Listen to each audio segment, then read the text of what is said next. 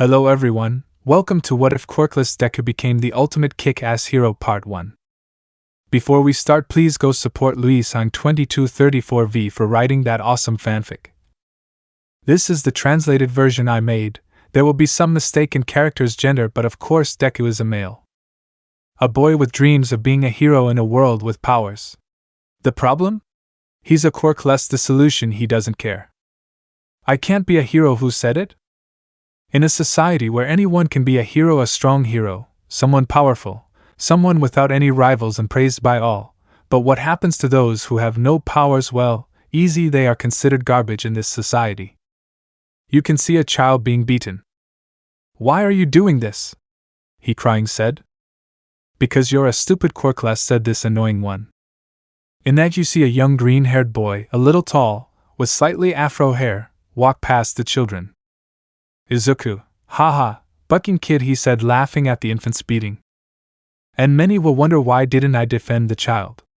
Easy, they would break my mother, yet doubt whatever. Without someone powers will never be able to beat the blessed, or that's what people thought. I want you to know how I became not only the #1 hero but the #1 ass kicker. Yes, I am kick-ass, and this is my story. A young green-haired boy can be seen in high school next to two boys. Kirishima, so what will you do after high school? He said, confused. Izuku, I don't know, maybe I'll open an OnlyFans account. He said this, so the two boys started laughing. Bakugo, well, you're a real hitch if you think they're going to follow you. No way, bro, what are you going to do with your life? He said calmly, drinking his juice. Izuku, I already told you I will apply for the general courses at UA, that way I will support you from the bench, he said, laughing. Kirishima, you know it, bro. When we become heroes, we will give you a house and we will send you blacks every night. He said this so that Bakugo started laughing. Izuku, buck you, Kirishima, this annoying guy said. Bakugo, come on, don't bother, he said, putting a hand on his shoulder. Izuku, so when will your entrance exams be? He said, confused. Kirishima, they will be next week, and yours? He said, confused. Izuku, no way, Kirishima, we're going to the same place, idiot, it's obviously the same day, this sarcastic guy said. Kirishima, yeah dude, said this guy. Izuku, yes, sorry if I went too far, sorry bro, he said, laughing. Well, the bell is ringing and I have to go. My dad is going to kill me, he said, taking his backpack and running away. Kirishima, do you think I'll be able to get into UA? He said, confused. Bakugo, the son of a hitch has achieved everything, getting into the general courses won't be difficult for him. He said this as well to take his things just like Kirishima. Kirishima, well, let's go, he said this so that Bakugo would nod. Then they set off and each went to their own home. With Izuku, he was walking home until. Subject 1, hey, motherbucker, don't act stupid, you know what I mean, he said, extending his hand. Izuku, dude, seriously, this is the second time you've assaulted me this week, don't buck with me, he said, giving me all his money. Subject 2, the phone. Izuku, you stole it from me last week, this annoying guy said. Subject 1, damn bastard, he said, hitting him on the shoulder and leaving with the other one. Then Izuku sees how a man was watching him the whole time from his window. When he saw that Izuku was watching him, he closed it. Izuku, couldn't you help me? This annoying guy said. That's right, nobody helps the Quirkless, and everyone tells me to give up this stupid dream of getting into UA, even my father tells me that. But I never listen to them. Right now I'm in my room, and if people tell me that I can't be a hero, why don't I prove them wrong? Izuku, buy, he said, buying what appeared to be a green and yellow leotard with some gardener-type gloves. We can see the green-haired man in front of his bed with a package in this. Because sometimes what people tell you keeps you from your dream. Izuku, hey? Do you want some of this? He said, doing karate poses in front of the mirror with his suit on. Oh yeah, of course, it's my problem, Jue, yeah, he said, hitting the mirror. Then, Izuku, have breakfast, you have to go to school, he said from below.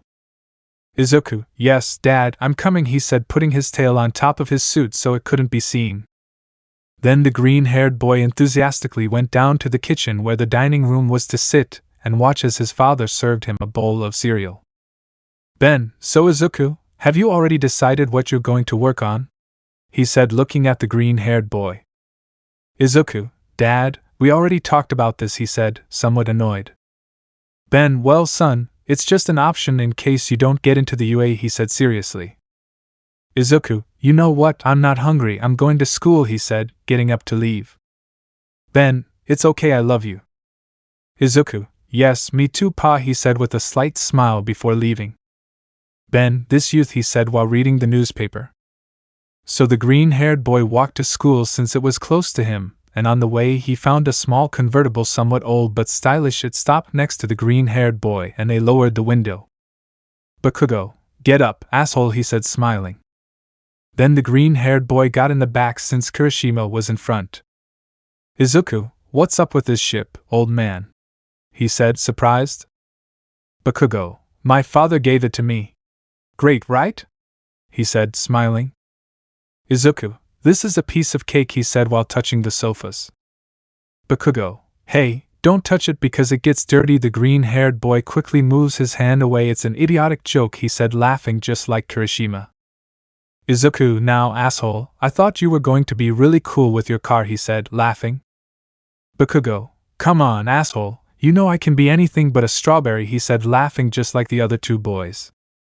After a while they arrived at school. In all the classes the green-haired boy had been distracted drawing his name, Hero, in his notebook and had not paid attention to any class, and so the day passed quietly. Bakugo left early as did Kirishima, so the green-haired boy said he would go walking. Then he went the same way as always, and to his bad luck he could see the same two subjects trying to steal a car. These see the green-haired boy.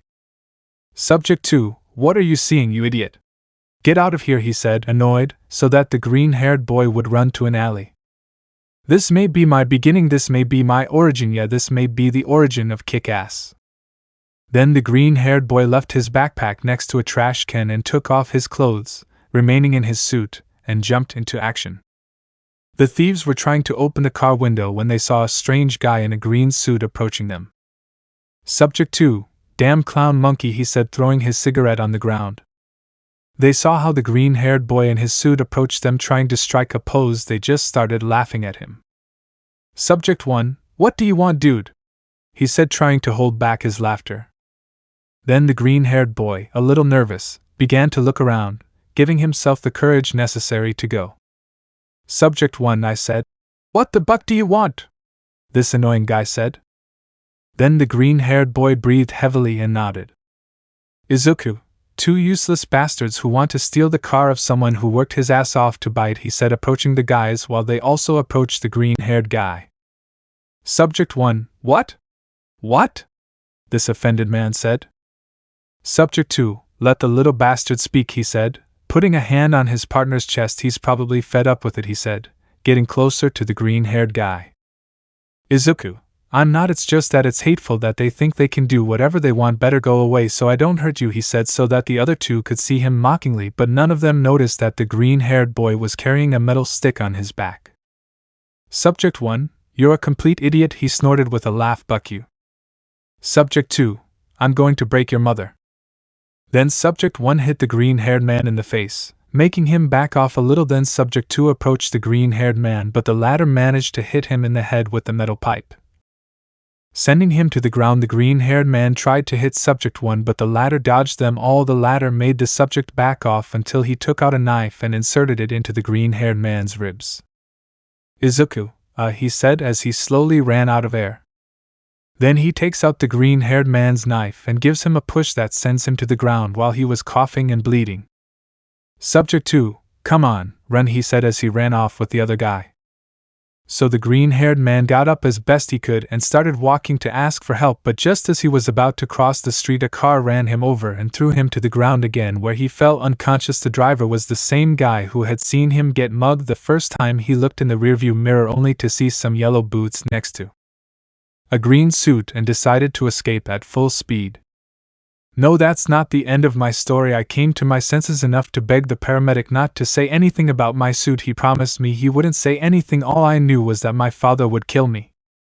Some time later, you can see an X-ray that showed some bones a little more silvery than the others. Izuku, it's fantastic. I even look like Wolverine, he said while taking photos of his X-ray. Ben, haha, do they still have the metal detector at your school? He said with grace. Izuku, yes, I'm going to make it explode, he said excitedly. Then the green-haired boy turns around to start walking and face his father. Ben, Izuku, I have to ask you something. Izuku, go ahead. Ben, the police report they saw you naked, you say no, do you remember why the robbers didn't see you? He stares at the green-haired man for a moment, while he processed what his father meant until he understood. Izuku, what? No, he said, disgusted. Heavens no, I wasn't even I in the ambulance, they had to take everything from me because of the blood, he said, sighing. Ben, sure, he said, taking the green-haired boy by the shoulders and then hugging him tightly. Izuku, yeah, he said, patting his father on the back. Time skip. In no time at all I was back in circulation. Apart from a few damaged nerve endings, the doctors managed to get me back to normal.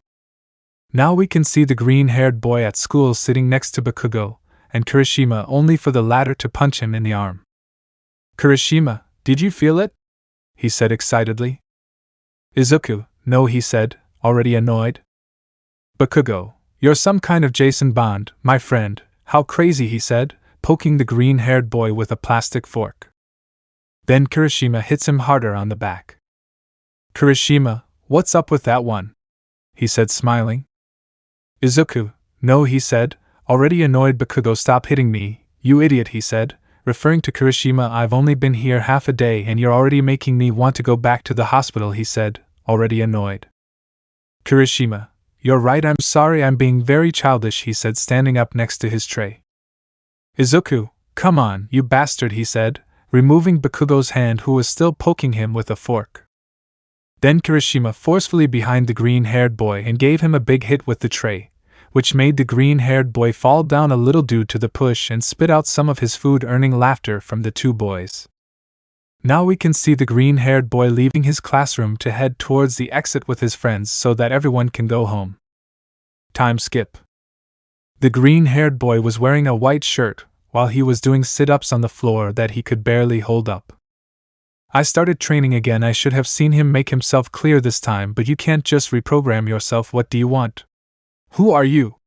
Your purpose in life. The green-haired boy put on his suit while looking at himself in the mirror now with two short metal sticks on his back. Izuku. Oh no, he was just passing by. This one takes out his sticks. Aya, that's not true. Au, what do you think of this? He said, starting to wave his sticks from side to side. Yes, you didn't see that coming. You better go away and I won't hurt you, he said with another pose. What? Is he looking at me? Well, yes, I care, he said, practicing his different poses for the fights. Now we can see how the green-haired boy takes a photo with his cell phone and publishes it on what seemed to be a Facebook page, writing a message. Message: I'm Kick-Ass, a mass crime fighter. My team and I were ready. Now we can see him in the middle of two buildings while he was adjusting a tire. Then he started jumping between his position and the tire, simulating that it was the distance between the two buildings from above. Quick-Ass was back in its 2.0 version. A sign on a lamppost that said, "Have you seen this cat?" which the green-haired boy took. Then the green-haired boy approached two ladies who were talking. Izuku, excuse me, have you seen this cat? He said, confused, only for the two ladies to deny. Excuse me, ma'am, have you not seen this cat? He said to another blonde woman who only shook her head to continue on her way. Then he entered an alley where he found some Chinese people outside of it. Excuse me, have you not seen this cat? He said this one so that the Chinese would deny. No? Thank you, he said, one to leave with his head down, while the Chinese laughed behind his back. A chase was taking place. A man was being chased through the streets of Japan. The green-haired man took a can of drink out of a refrigerator just to go to the counter. The man looked at him strangely for a moment, but just charged him for the drink and gave it to him. The man could no longer bear to run any further, and they kept getting closer to him, but he found strength to run faster while the car horns were honking. Now we can see the green-haired boy walking towards what seemed to be a night library cafeteria, and he hears some meows above the sign of the place. Izuku, there it is, he said while looking at the cat. Come here, kitty, he said, starting to climb the ladder to reach it. Come. The man was running and accidentally pushed a lady, but it was no time to worry about others. He ran towards a library cafe where he could ask for help. Izuku, come here. He saw how the cat moved away a little. No, don't go. Come, kitty. Come, I'll take you home. Come, kitty, he said, hanging on the edge of the sign trying to reach the cat. The chase continued until the man reached the place he accidentally pushed a man by throwing him, but he still continued running. Izuku, he said, almost keeping quiet about the announcement. The green-haired boy could no longer bear his weight. He felt like he was falling, so before he fell. Izuku, buck off, you bucking cat, he said this and fell to the ground. At the moment of this fall, the same man they were chasing trips over the green-haired man and fell to the ground. Izuku, oh, I'm sorry, sir, he said, looking at the man. Man, damn, you idiotic kid, he couldn't continue because a kick reached his abdomen from his pursuers. The green-haired boy just watched in confusion as they carried the man. Subject 1, thanks, Hitch, he said, preparing his fist to hit the man in the stomach. Then the green-haired boy ran quickly towards one of the men and pushed him away. Izuku, hey, leave him alone, this annoying guy said. Subject 3, don't get involved, you bucking idiot, he said, pushing the green-haired man. So they continued to beat the man. The green-haired man, tired of the situation, took a deep breath, gaining courage to jump to help him. Izuku, of course, he said, taking out his sticks.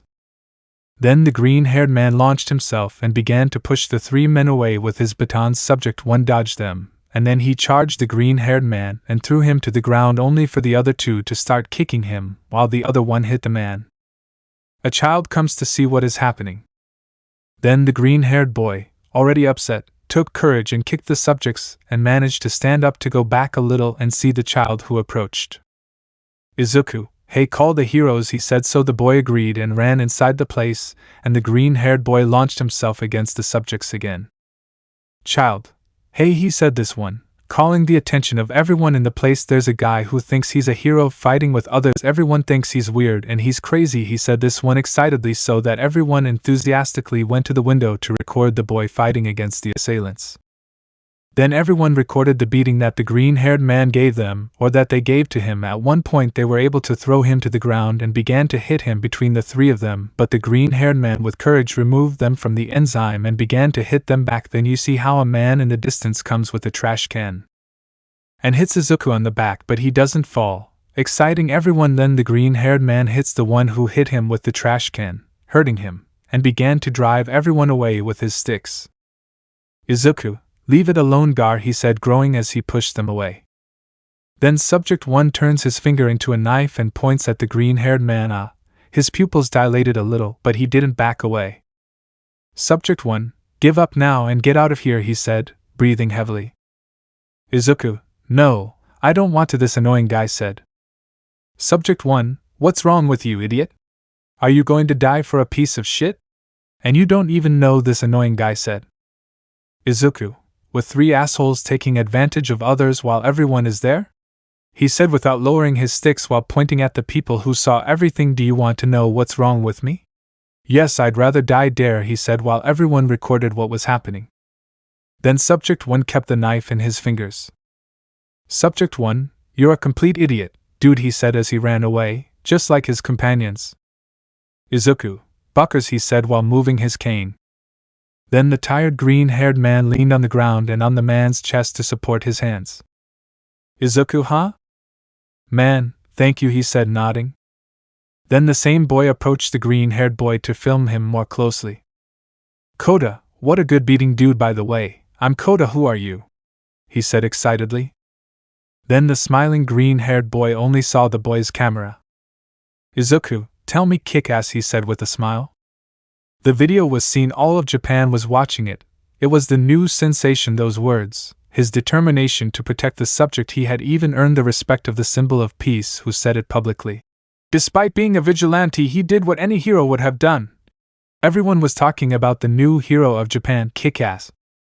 On my Facebook, 2 friends on Kick-Ass 16,000 and counting. The green-haired guy wrote a message on his page that was crazy and I loved. Item. Message, I will respond to your request as soon as I can, Kick-Ass. That's right, from that moment on I'm a hero. Elsewhere. Nizu, I want that boy in this academy, he said smiling. Aizawa, but director, classes have already started, and course 1A is full, he said seriously. Nizu, we put him in 1B, it doesn't matter. Tomorrow after the UST, you along with young Bakugo and young Kirishima and that super intelligent friend that you boast you have, We'll go to recruit him to bring him to this academy, he said, smiling. Aizawa, yes, director, he said, leaving the office. Nizu, I'll make you a real hero kick-ass, he said, smiling. Join my academy now. Good morning, Japan. It's a new day in the beautiful city of the rising sun, and a new day to smile because the heroes are always with us. Well said, Adam, and remember, we now have a new sensation hero all over Japan. You're right, Margaret. This hero is known as the Mini All Might because despite being somewhat weak, as we could see after facing a simple gang, he was already very hurt. He did not care to die to protect that person he did not even know. That's why today in the most popular heroes for the first time All Might is not in the top one. But there is Kick-Ass, the sensation boy, a boy with a leotard and the perfect ideals to be a hero, and all as always we will wonder what is the mysterious young man doing right now. Izuku, Mitsuki. Ben, champion, time to go to the UA, he said from below, calling the green-haired boy. Izuku, shit yeah, why yes, I'm coming dad, he said, pulling the lever of the bathroom. Then the green-haired boy pulled up his pants again and went down to the first floor where his father was already with his suitcases ready for him to go to the UA dormitories. Izuku, thanks dad, he said, smiling. Then the green-haired boy took his suitcase. He was about to leave, but Ben took him by the shoulder. Ben, I'm proud of you, champ. Ben couldn't help but shed a light tear of pride when he saw his son in the UA uniform. The green-haired boy, seeing this, just gave his father a hug. Izuku, yeah dad. Ben, I'm so sorry son, I didn't trust you or your dream, and now look at you, you're a student at the UA, and remember that with this you also come great power, and remember, great power. Izuku, it carries a great responsibility, he said, smiling. Ben, I want you to remember that phrase, son. Izuku, come on dad, it's not like you're going to die today, he said, laughing. Ben, maybe not, but... At that the two of them fall silent when they hear the sound of a car beeping. Izuku, oh, it's the boys, I'm leaving dad, I'll come see you on Friday. Ben, yes, they are, good luck, he said, smiling. Izuku, yes. Then the green-haired boy with a smile closed the door of his house and saw how Bakugo and Kirishima greeted him from the car. What nobody noticed is that the green-haired boy under his uniform was wearing his kick-ass suit. He just scratched himself a little because he thought he would be like Spider-Man, that his suit didn't bother him, but apparently it wasn't like that. Then he opened the trunk and put his bags in and then got into the car, greeting both of them. Bakugo, what are you telling me, idiot? Izuku, nothing here, jerking off with your mom, he said, this one bothering Bakugo. Bakugo, you are of a hitch. Kirishima, don't fight anymore, it's good that you were able to enter the general courses. We thought you would be so stupid that you couldn't even do that, he said, laughing just like Bakugo. Izuku, you assholes, so what are you going to do today? Bakugo, I don't know, idiot, we've only been here for 2 weeks. They're lucky that the general courses started later, and they also make some dormitories, it's lucky, so I can be away from the old lady, he said, making a drop of sweat fall from the two of them. But from what I heard, I think we'll go to the USJ with the other course, this boring guy said. Kirishima, hey, and changing the subject, have you seen Kick-Ass? It's awesome, right? Bakugo, that's great, the idiot has courage. Izuku, I am Kick-Ass. Bakugo, yes, and I am shy, and he said, laughing just like Kirishima. Then the green-haired boy just took off his shirt so that Bakugo and Kirishima could see with surprise how he had his green costume with yellow stripes underneath, and from his backpack he took out 2 metal batons. Bakugo at that moment stopped the car dead. The good thing is that he had already arrived at the UA. Kirishima, bastard, he said, surprised. Bakugo, asshole, he said, equally surprised. Izuku, great, huh? He said, smiling. Bakugo, what do you mean, you bucking idiot?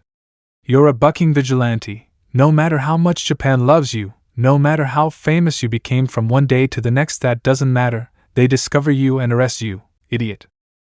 Kirishima, holy shit, just when I thought you couldn't be any more of an idiot, you come and surprise me with this. Izuku, come on guys, it's not that bad, he said with a laugh. He was about to get out of the car, but Bakugo grabbed him by the shoulder. Bakugo, look, asshole, don't even think about telling anyone about this. The moment someone finds out, they'll tell more people, and it's only a matter of time before everyone finds out and you get arrested. We'll keep your secret. But woe to you, idiot. If you go around doing any more bullshit, or I'll put an explosion in your bucking ass, said this annoying guy. Izuku, okay guys, I won't tell anyone, he said, rolling his eyes. Kirishima, you better lazy ass. Izuku, so many insults already, right? He said, annoyed already. Bakugo, well, let's just go, he said, getting out of the car just like the two boys. Then Izuku, Bakugo, and Kirishima headed to the entrance of the UA. When they arrived, they saw a large hallway that divided the hero courses with the general courses. Then they said goodbye, and the green-haired boy went to his classroom. When he entered, the first thing he saw was a man screaming very loudly, trying to make a girl with purple hair and a very cold expression laugh. So seeing the strange scene, he only decided to walk to his seat and stay quiet, while some girls looked at him for that extravagant hair color. Then after a while he saw how the yellow-haired subject gave up, and the girl simply sat next to him. Mike, okay guys, then, everyone will go forward and introduce themselves with their name and their quirk, he said with a depressive aura. At that moment, everyone excitedly started to introduce themselves until it was a certain girl's time. Then she walked in front with a serious look, and without paying attention to anyone. Hitomi, I am Hitomi Shinso and my quirk doesn't interest you, he said before sitting down again. Mike, well, a warm introduction, he said with a drop of sweat. Now your boy with the green hair. Izuku, me? Mike, are you going to someone else with green hair? He said with grace. Izuku, I'm going. Then the green-haired boy stepped forward and got a little nervous when he saw how everyone was looking at him.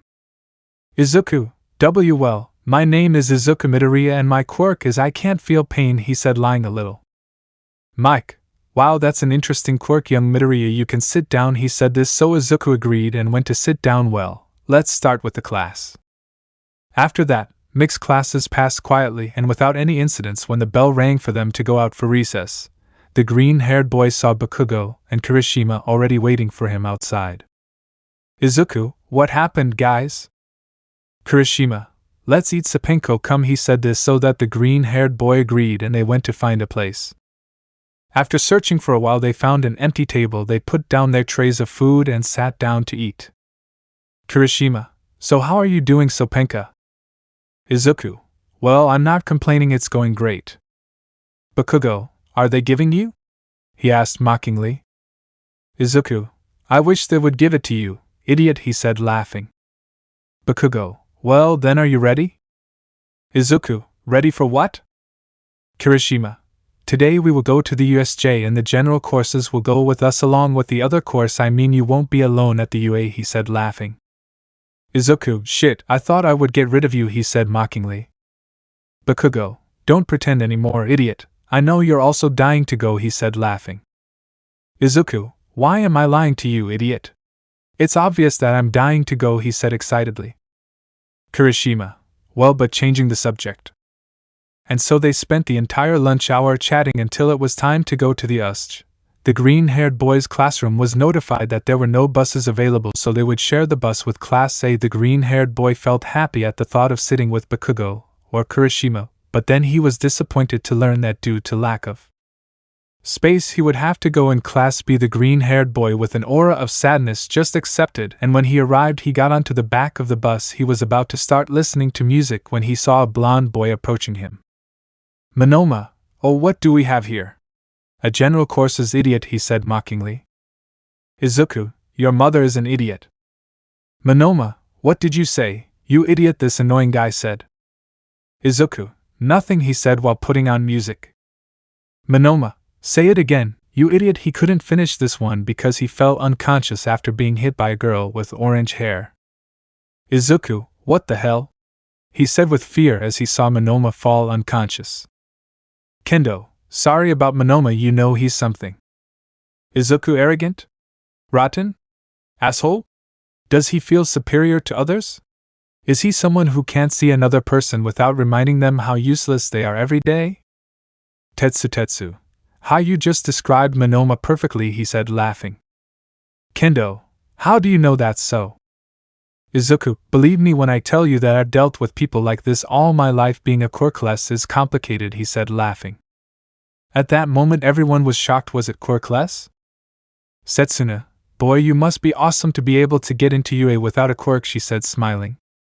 Izuku, nah, I'm just a son of a hitch with a dream, he said, smiling.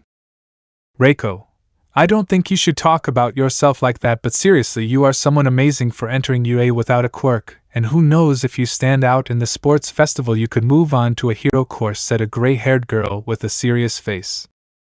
Izuku, yeah, who knows, oh look, we're here, time to go, it was a pleasure talking to you all, he said, smiling. At that moment the green-haired boy got off the bus but accidentally bumped his shoulder into a girl. Izuku, oh sorry. Yui, no problem. Izuku, I hope to see you again, he said before leaving. Yui, yes. Kendo, wow, that was the first time in all these years that I've seen you talk to a boy, she said mockingly. Yui, yeah, well, time to go, the girl said in a serious tone without paying attention to her friend's joke. So the three courses entered the USJ, where they saw a little guy in an astronaut suit and a guy who looked like a homeless person. Izuku, who let that bum in? He said, pointing at Aizawa. Bakugo, no, asshole, shut up. Kirishima, idiot, don't talk, he said, hitting the green-haired boy's shoulder. Aizawa, I'll ignore that. Well, as you know, in any place or situation you find yourself in when you are heroes, you will always have to rescue people, so that is why we brought you to this place today, the USJ, so prepare yourselves, he said with a somewhat scary smile. At that moment everyone sweated a little but decided not to say anything. They were going down the stairs to get to the center of the place, but they saw with confusion how a purple portal opened, and from it came out several terrifying subjects. Kirishima, great, it even has fake villains. Kirishima at that moment activated his quirk, but Aizawa stopped him. Aizawa, no, they are real villains, he said this seriously. At that moment everyone was worried. 13. Look guys, step back, we'll take care of the villains. At that moment the courses went to the entrance of the US somewhat scared, but someone cornered them. It was the same mist that had brought the villains, but it took a humanoid form. Kurajiri, hello UA students, we are the League of Villains, and we have the pleasure of telling you that we have come to kill All Might, he said in a polite tone. Bakugo/Kirishima, don't give me shit, they said, launching themselves against Kurajiri, but he opened a portal and made them disappear. Izuku, Bakugo, Kirishima. 13. The students. He said worriedly from below, trying to get there, but he wasn't fast enough. The fog had made all the students disappear, all of them, leaving them in different locations in the USJ, but something went wrong, something he didn't notice. Izuku, what the hell? He said, confused when he saw how he was back at UA. That shit, did it bring me back to UA? But why? Is it good? No, maybe he just got confused, but it's not time to think, it's time to run. Then the green-haired boy ran, looking for teachers so he could tell him what was happening, but as he passed through a door he went back a few steps. Izuku, oh shit, yeah. UA weapons room. At USJ.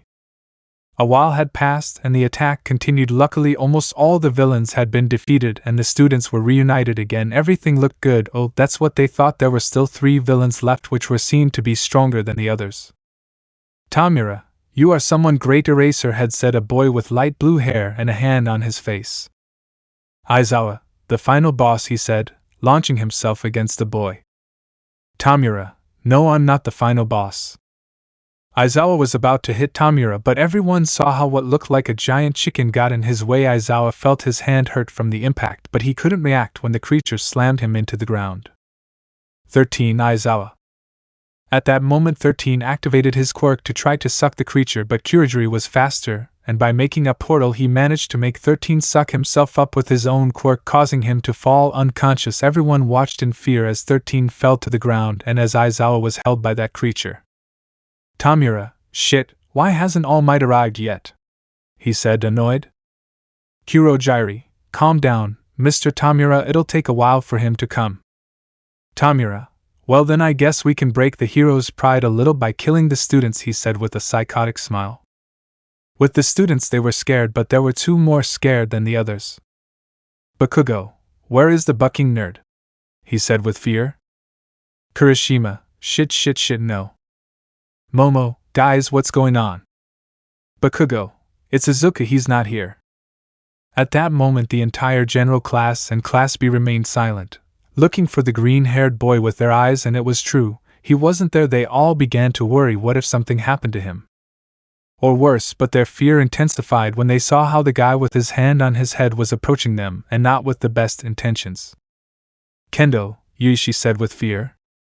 Everyone saw how the subject was about to touch the brunette, and from what they understood from his quirk he would disintegrate her. The black-haired girl for the first time put on a different expression to her usual seriousness. Fear. She just closed her eyes waiting for something to happen, but… Tamura, shit, he said in pain as he felt a baton hitting him in the head, causing him to fall backwards. At that moment everyone saw how the stick returned to the hand of the guy who threw it as if it were a boomerang. Bakugo, no way. Kirishima, oh bastard, he said smiling nervously. Kick-ass, hey, why don't you mess with someone of your own caliber? Everyone, kick-ass, they all said, surprised. Everyone watched in fear and shock as Kick-ass carried a bazooka on his back along with 2 weapons in their holsters and with his batons in hand.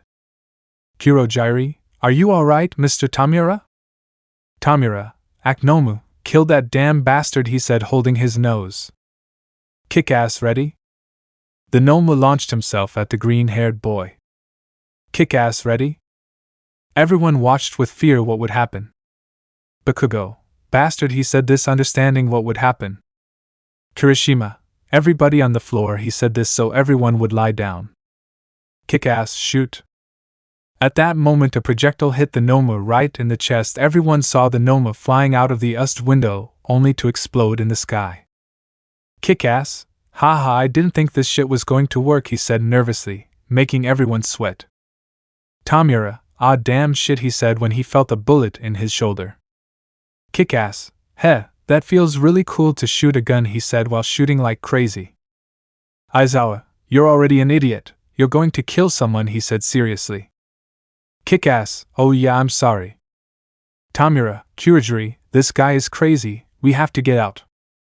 Kurojairi, yes Tamura, he said creating a portal escaping with Tamura. Then everyone watched as the hero took a deep breath and headed towards Bakugo and Kirishima. Kick-ass, buck you villains, he said laughing. Bakugo, you did it, idiot, he said with a smile. Kick-ass, yeah, that's what he hears, the sound of a gunshot. Kirishima, they shot you, he said scared. Kick-ass, really? Then the green-haired man looked at his leg and indeed there was a bullet embedded in it. Kick-ass, he said with fear. Aizawa, idiot, he's one of us. Snipe, oh sorry, he said with a drop of sweat. Nizu, are you young people okay? He asked worried about his students. Kick-ass, yes Nizu, I'm bucking great. Thanks for asking, he said taking the bullet out of his leg. You're lucky that it's stuck in a metal bone or I would have sued you, asshole, he said looking at Snipe. Nizu, oh sorry Kick-ass, he said surprised. Kick-ass, what the hell? Nizu, you're the one I've been looking for, join my academy. Everyone was surprised at that moment. Perhaps the director wanted to bring a hero to his academy. Kick-ass, director, I already studied at your academy, he said, surprising everyone. Nizu, what? Kick-ass, yes, I am a student at your academy, but you know, I will wait until the sports festival where I will show my talent without my suit, he said as he began to walk towards the exit. Kirishima, wait a minute, you asshole, you have a bucking bullet in your leg. Kick-ass, don't hesitate, I already took it off, I'll see you later, he said, saying goodbye. But Yui, hey. Kick-ass, yeah? What's up?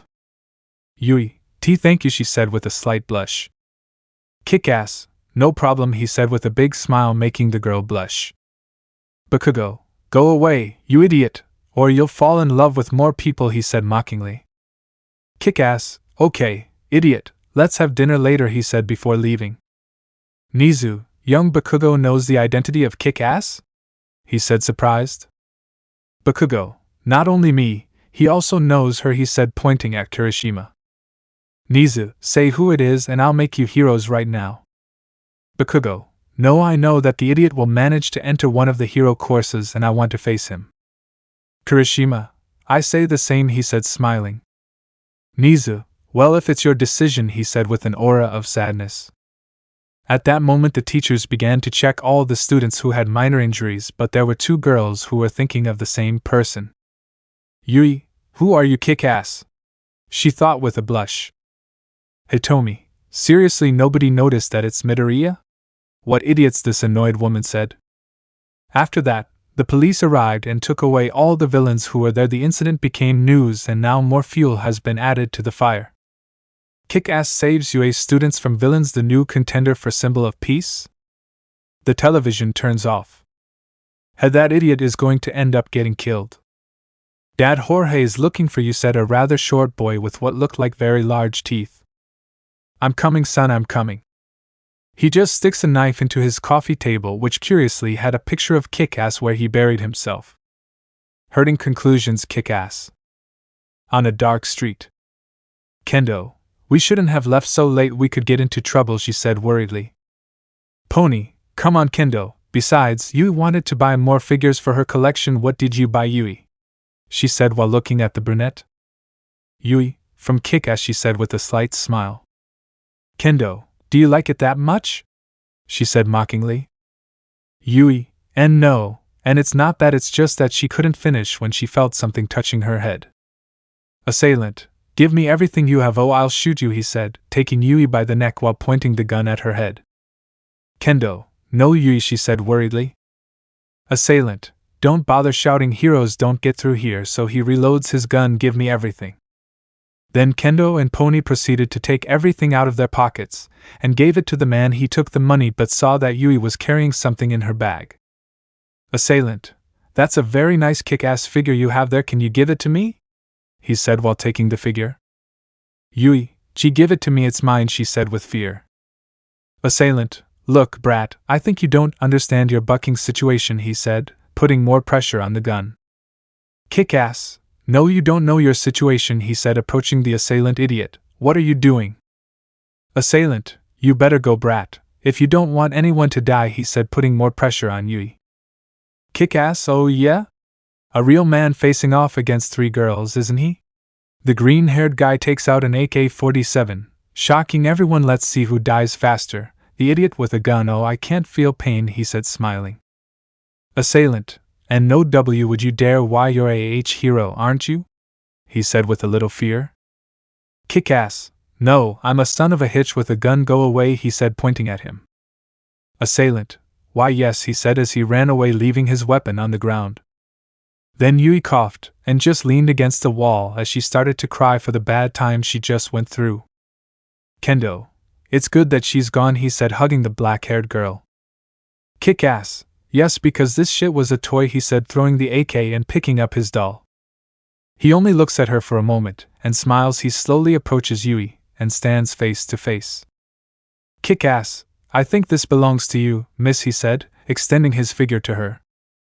At that moment the black-haired girl took her figure and began to cry.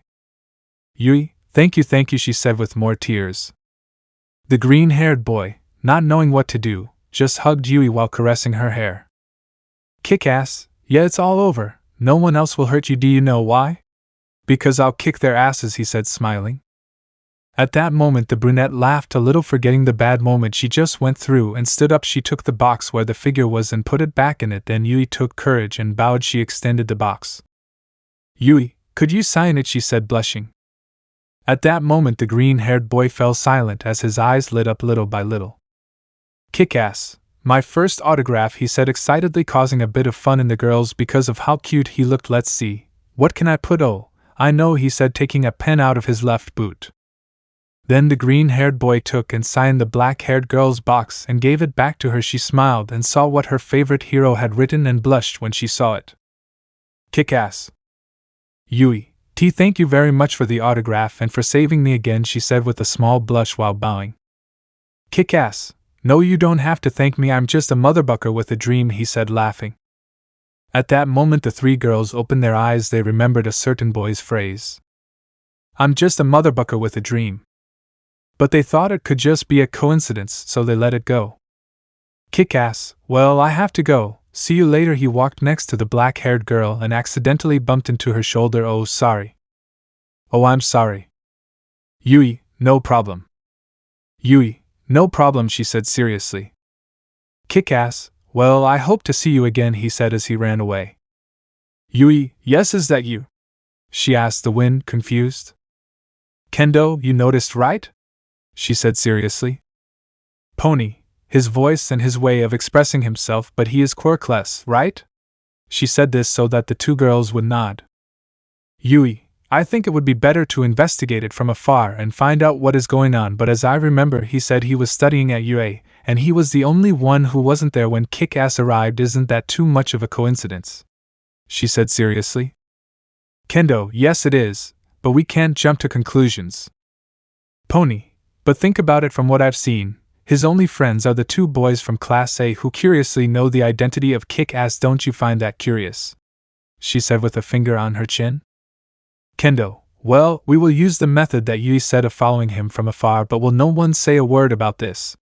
She said this seriously so that the two girls agreed. Well, let's go back, she said this.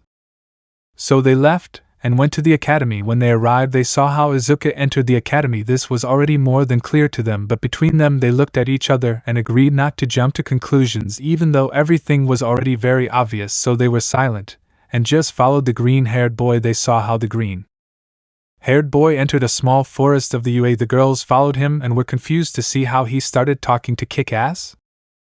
Izuku, old man, how are you? He said, smiling. Kick-Ass, well bro, today I beat a mugger and I gave my first autograph. I have to say that I'm doing great, he said, smiling. Izuku, wow, sometimes I wish I could be like you, amazing, powerful someone people look up to, handsome. Kick-Ass, I'm an idiot, I whisper this. Izuku, yes, sorry. Kick-Ass, but you already are, brother, you are someone incredible. Someone who, despite not having a quirk, you were able to enter the UA. Let me tell you that you are someone badass, he said, laughing. Izuku, damn, he said this so that the two of them started laughing. Then the girls, seeing this, silently came out from the bushes in which they were listening. Kendo, I told you not to jump to conclusions, she said, smiling nervously. Yui, yes, although there were many coincidences, we should have assumed that he couldn't be since he was quirkless, she said, while it was noticeable that her emotion was slowly declining. Pony, come on Yui, don't be like that, someday you'll know who he is, she said, smiling. Yui, yes, I think I have a plan. I'll approach him, become his friend, and if everything goes well, I'll get him to tell me who Kick-Ass is, she said seriously. Kendo, hey, don't you think that's a little bit bad? She said, a little confused. Yui, yes, but I want to do it. I have to know who Kick-Ass is, and maybe then you know what. Let's go, she said with a slight blush. So the girls, I understand, just laughed a little and continued walking, this time to their bedrooms. Izuku, have they left already? He said seriously. Kirishima, yes, he said, taking off his mask. Do you think they believed it? He said seriously. Izuku, they were talking about something, but I heard about friendship or something like that. So I think not. Thanks for helping me with this, old man, he said, laughing. Kirishima, what are we friends for, idiot? He said, giving him a hug by the neck. Izuku, and where is that idiot Bakugo? He said, laughing. Bakugo, I heard that asshole, he said, somewhat annoyed, arriving with some beers. Izuku, come on, don't get mad, throw one at me. The green-haired man's face fell back as he felt the beer hitting his forehead. Not like that, idiot, said this annoying man. Bakugo, what? Couldn't you feel pain? He said mockingly. Izuku, I'm not sorry, asshole, but they still hurt me. I had to remove the bullet from yesterday myself and then go to Recovery Girl and lie to her that I stuck a pencil in my leg, he said, checking himself to see if he had any blood anywhere. Bakugo, oh, I'm sorry bro, he said sadly, but take a break, he said, smiling. Izuku, whistle if you think I'm not going to drink it for you, he said while opening a beer. In another place, we can see how a black-haired girl was spinning around her room while carrying the Kick-Ass figure in her hands. After a few more turns, she fell onto the bed while with a smile she looked at the figure. Yui, who in this school are you, Kick-Ass?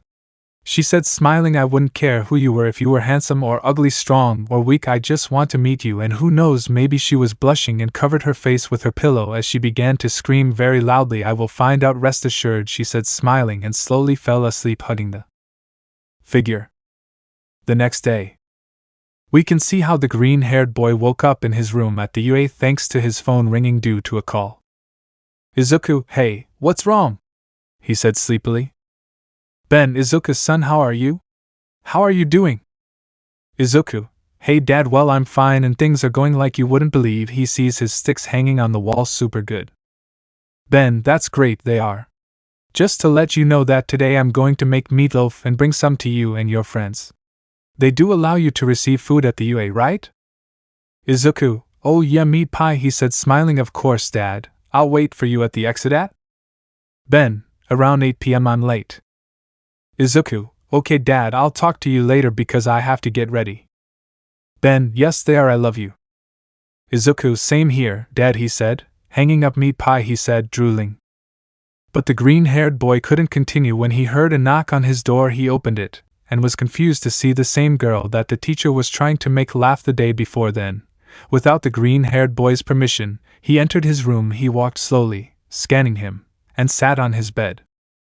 Hitomi, so tell me, are you okay, Midoriya? Or should I say Kick, as she said seriously? Izuku, if you confuse me a badass, he said with a hint of mockery. Hitomi, come on, Midoriya, don't act like it. It's very obvious that you're kick-ass, same height, same voice, same way of expressing yourself. Even your Quirk is not feeling pain, and he didn't even complain when Professor Snipe shot him in the leg. She said this seriously. Izuku, shit, now what do I do? He thought nervously. Oh, I know. Then the green-haired boy shows a photo from his phone to the purple-haired girl that showed him posing next to Kick-Ass, while the two smiled. Hitomi, okay, I believe you, but one last question, she said, smiling. Izuku, which one? The green-haired boy couldn't continue as his eyes went white, and he felt like he couldn't move or speak. What? He thought, confused. Hitomi, tell me, Izuku, Midoriya, who is Kick-Ass? She said with a serious expression. Izuku, I am Kick-Ass. What are you doing, idiot? He thought in shock. Hitomi, I'll assume that the time you've been kick-asses since that video in which the assailants tried to kill that man. She said this so that the green-haired man in the trance would nod. Then one last question, why don't you make a fortune? Why don't you tell people that you're kick-ass? She said this seriously.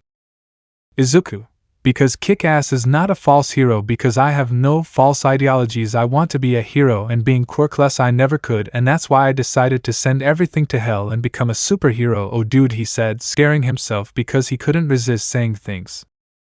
Hitomi, what? But didn't you say that your Quirk was not feeling pain?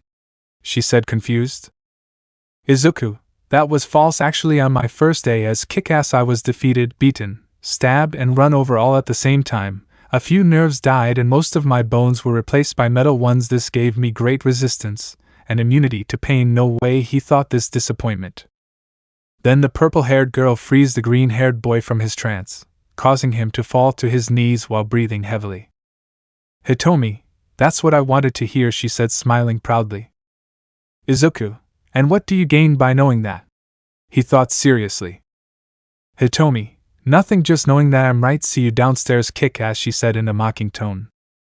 Izuku, shit, this guy takes his phone. Guys, we have to talk now, he said seriously. Okay, at lunch it will be okay, I'll see you.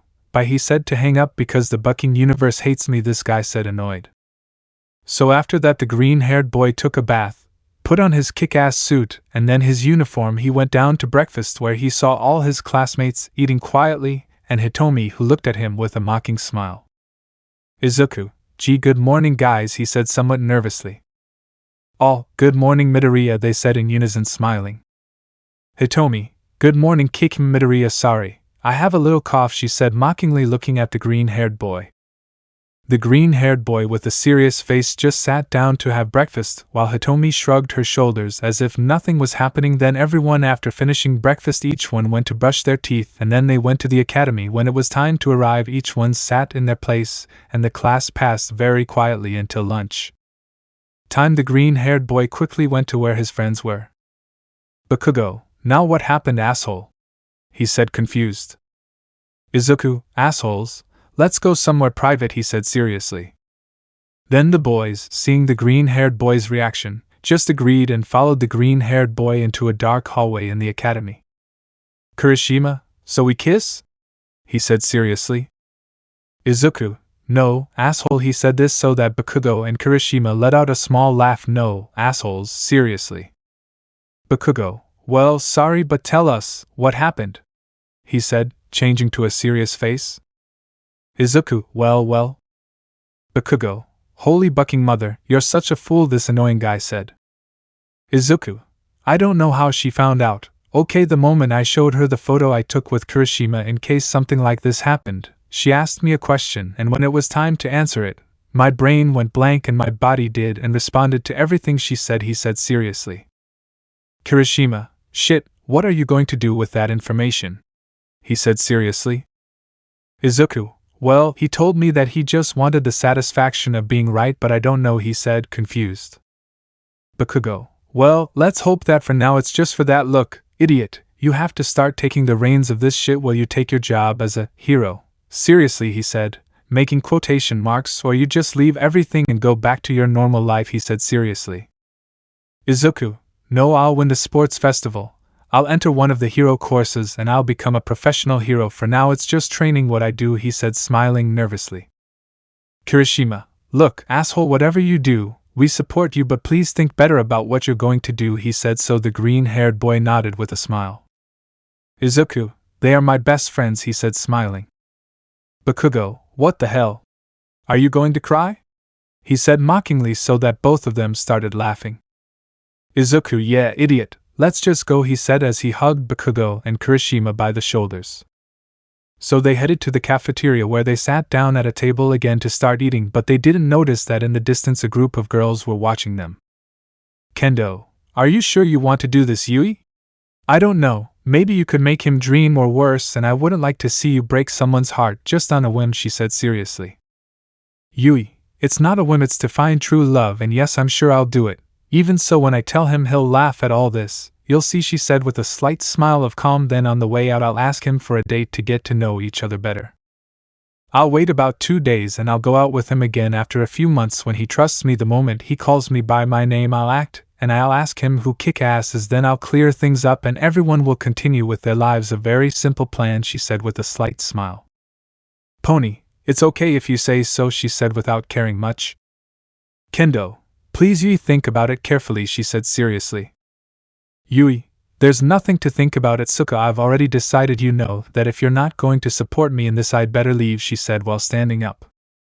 Kendo. No, wait, she sighs. It's okay. I'll help you, but only because you're my friend, she said, so that the brunette with a mocking smile acknowledged. You are very manipulative. Did you know that? She said, a little upset. Yui. Come on, it's not that bad. The bell rings. Hey, look at the bell. Time to go, she said, returning to her serious face, so that the two girls agreed and each one went to their classroom. The boys also did the same and each one returned to their respective classroom, and so another boring day of classes passed. Where the green-haired boy saw Hitomi from time to time and she mockingly just stuck her tongue out at him, but he would take care of this later. So when it was time to leave class he headed towards his friend's rooms, but someone intercepted him on the way. When he saw who it was, he greeted her. Izuku. Hey girl, how are you? He said, smiling, seeing the brunette in front of him. Yui. Well, I'll get to the point. You seem like a very entertaining and nice person to me, so I wanted to know if you wanted to go for a walk around the city later? She said with a slight smile. Come on, say yes, she thought. Izuku. Yeah, sure, why not? He said, smiling. Yui. Great, go bring me to the B class dormitories at 7:30. I'll wait for you. Don't be late, he said to turn around and leave. The green-haired boy just watched in disbelief as the girl walked away into the distance. Izuku, did they just ask me out on a date? He thought, surprised. Bakugo/Kirishima. Bastard, they said, coming out behind the green-haired boy, causing a cry of fear on his part. Izuku, what the buck? How long have they been there? He said, breathing heavily. Kirishima, we heard it all. Bakugo, let's get ready for your date, asshole, but we need professional help, he said while looking at Kirishima. Kirishima, are you thinking about? Bakugo/Kirishima. Yao Momo, they both said in unison. Izuku. Yao what? He said with a drop of sweat. Kick-ass sports festival. The green-haired boy was confused. Where were they taking him? Izuku, where the buck are we going? He said, confused. Kirishima, with Yao, he said, smiling. Izuku. Yao Cabrera? He said confusedly. Bakugo. I'm not kidding, Yao Momo, he said, smiling. Izuku. And who the hell is Yao Momo? He said, confused. Kirishima. You'll see now, let's go, they said, these to pull the green-haired boy.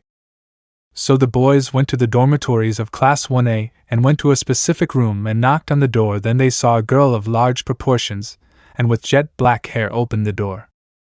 Momo, huh? What can I help you with? She said, confused. Bakugo, we need your help urgently, he said seriously, worrying the girl. Momo, what's going on, tell me, she said worriedly.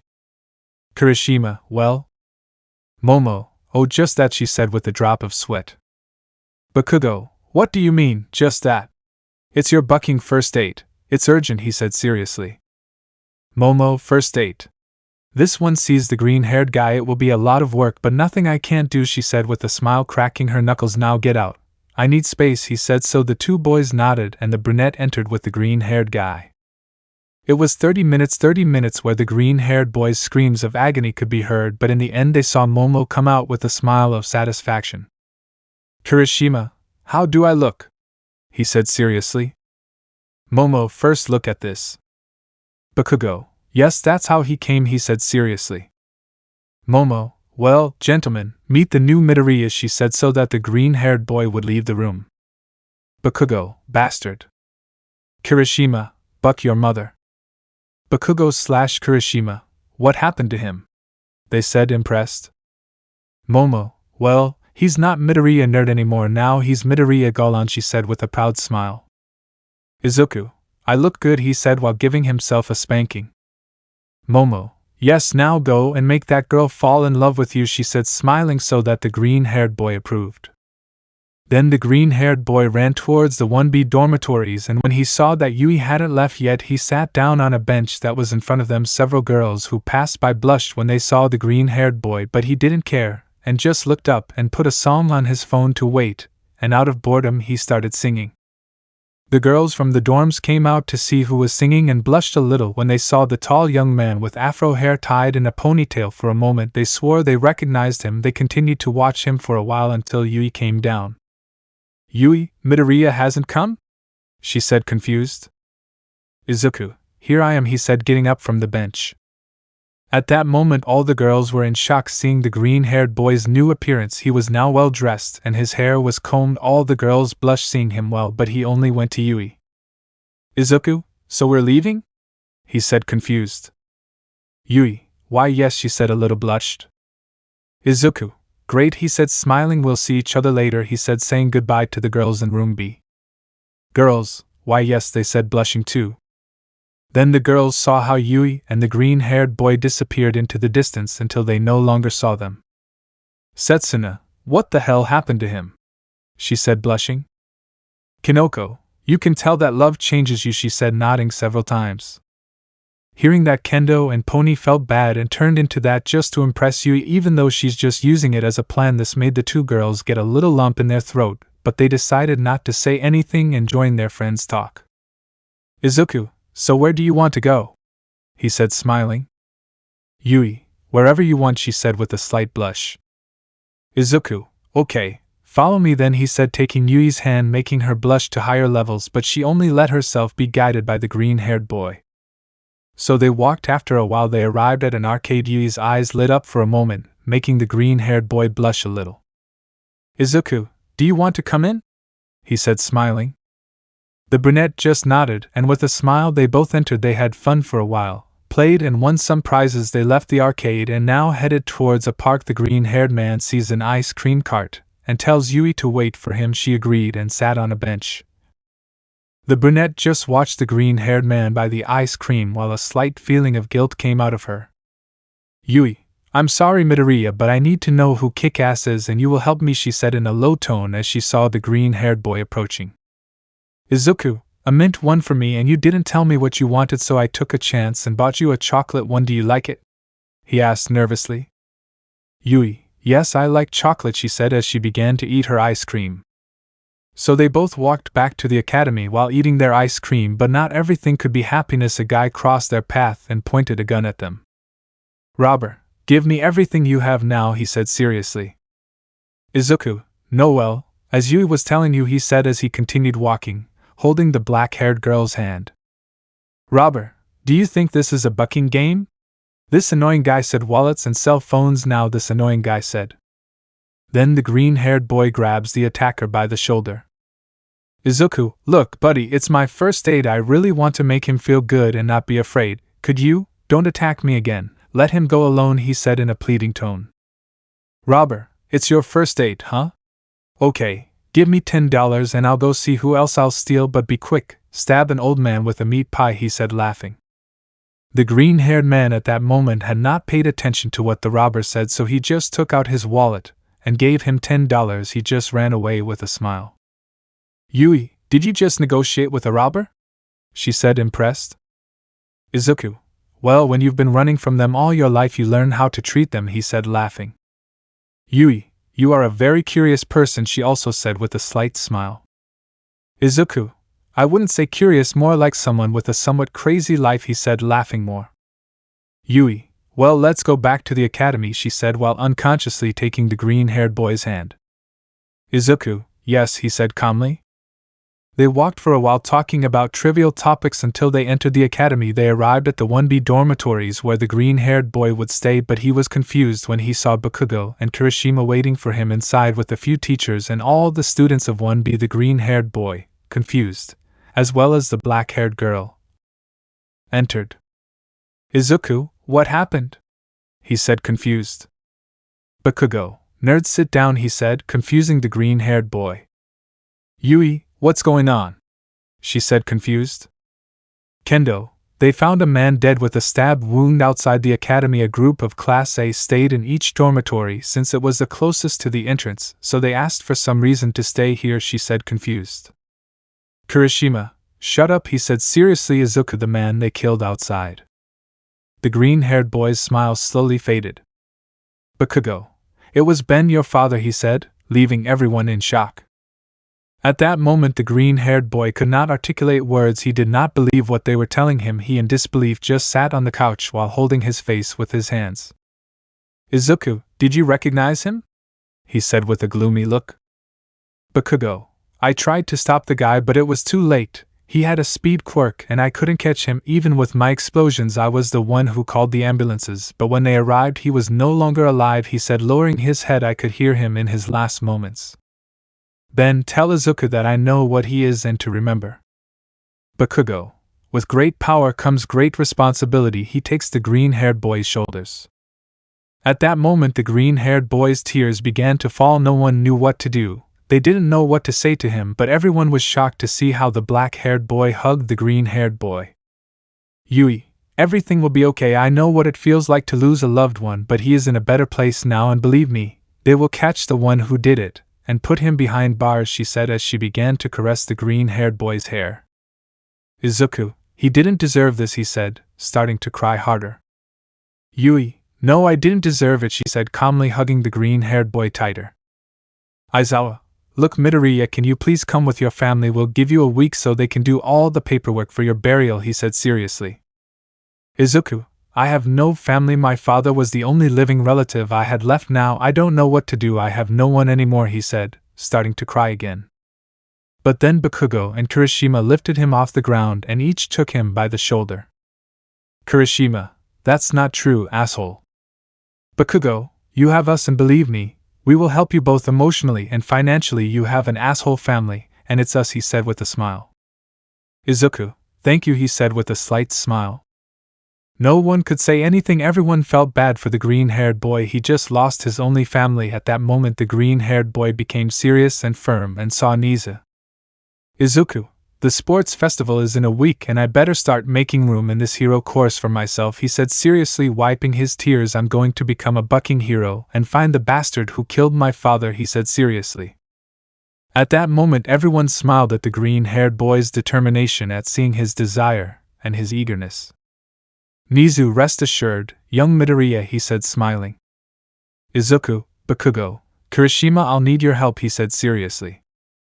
Bakugo/Kirishima, rest assured, they said smiling. Izuku, okay, it's time for the truth. Time skip. A week had passed. The government funeral was held in Ben's honor. All of Izuku's friends arrived and a few from both courses. Momo told the green-haired boy not to worry about the school expenses. She told her parents about her situation, and they gladly agreed to help him so he wouldn't be alone at that moment. He just hugged the raven-haired girl. blushing, but she began to hear the green-haired boy's sobs, so she just hugged him. Also that week the green-haired boy had been training with Bakugo and Kirishima to develop his physique a bit. During that time he had also been going out a few more times with Yui, getting closer but at a slow pace, and finally the day of the sports festival arrived. The event was being broadcast all over Japan. The green-haired boy was in the locker room of his class when they heard the door open, revealing the ashen-haired boy.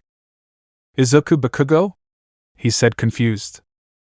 "Bakugo, I just came to tell you that from now on we are rivals, so don't think I will have mercy on you at the festival," he said, smiling while extending his fist.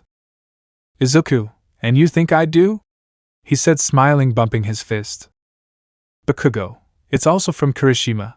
Only the idiot is shitting." He said this so that the green-haired man started laughing until they heard his calls.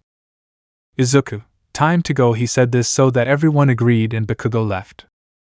At that moment President Mike announced to all the classes, and Midnight told Bakugo to go up and give a few words, and he gladly went up.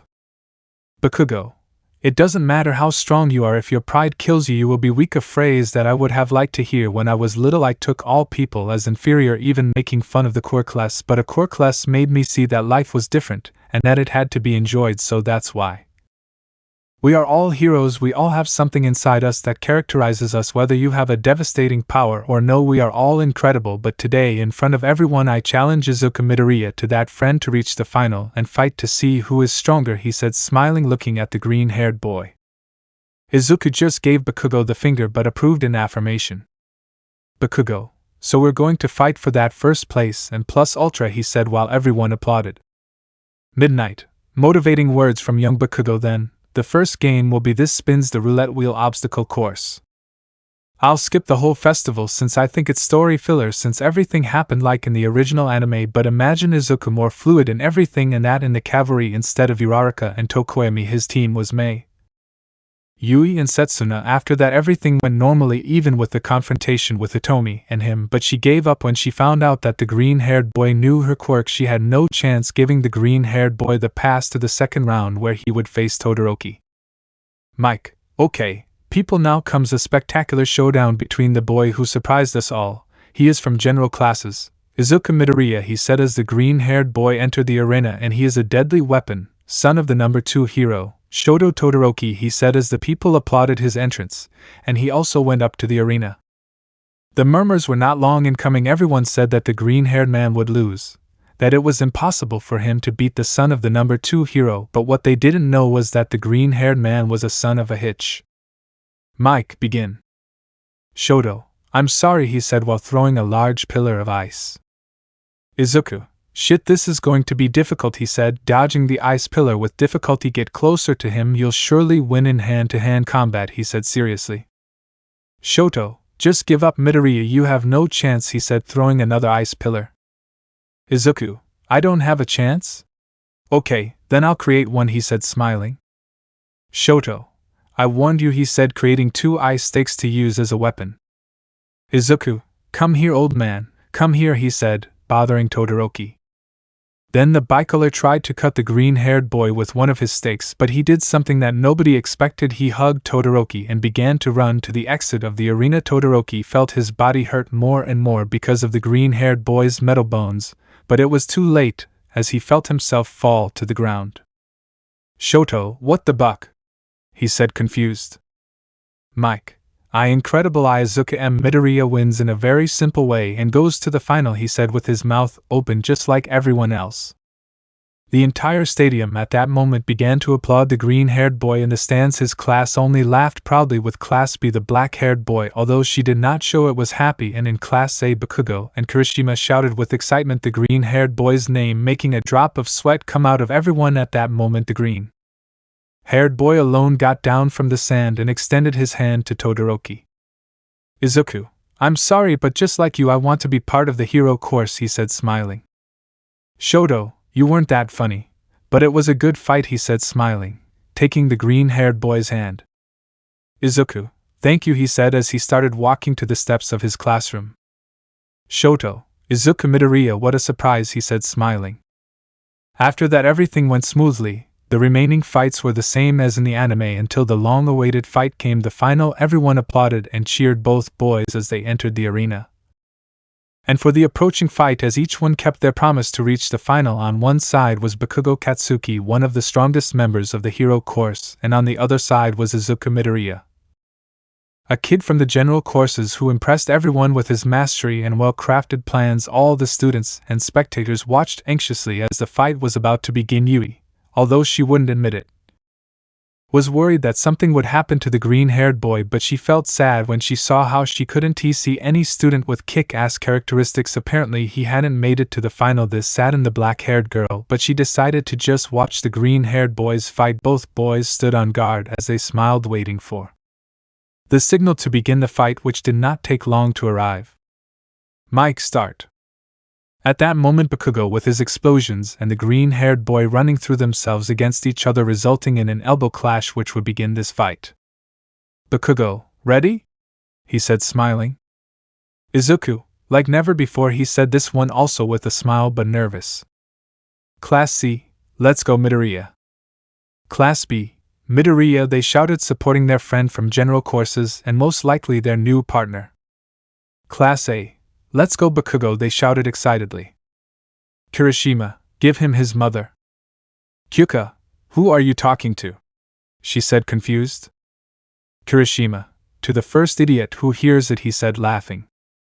Izuku and Bakugo separated to once again launch themselves at each other, but this time with the intention of winning. Two ways kick-ass. The fight began. Everyone watched with excitement as Izuku and Bakugo bumped elbows, but then they saw how Bakugo was about to give the green-haired boy an explosion. Izuku, right, he said, smiling. At that moment everyone was shocked to see how the green-haired boy took Bakugo's arm and turning it over his shoulder he threw him to the ground. Bakugo, you are observant, kid? He said, coughing a little. Izuku, you are such an idiot that you always have used the same hand. It is very easy to predict your attacks, he said, putting himself on guard. Bakugo, are you telling me to be easy? He said indignantly. Izuku, no, but you are a hitch, he said, smiling gracefully. Bakugo, bastard, he said, launching himself against the green-haired boy. Izuku, oh buck you, he couldn't finish this one after receiving all of Bakugo's explosion directly. At that moment everyone was worried. It was a very strong explosion. Yui watched with some fear as the green-haired boy had fallen to the ground, but the smoke that formed did not let her see anything. At that moment everyone thought that Bakugo had already won, and they were about to give him the victory, but Izuku, still I can continue, he said while crawling on the ground. Bakugo, I know that, idiot. If you couldn't, I would punch you in the balls, he said, extending his hand to the green-haired boy. Izuku, you hit hard, dude, he said, laughing a little. Bakugo, don't think that those bones of yours hurt little, he said, also laughing. Everyone started to applaud when they saw the green-haired boy, although he limped a little and headed back to where they started.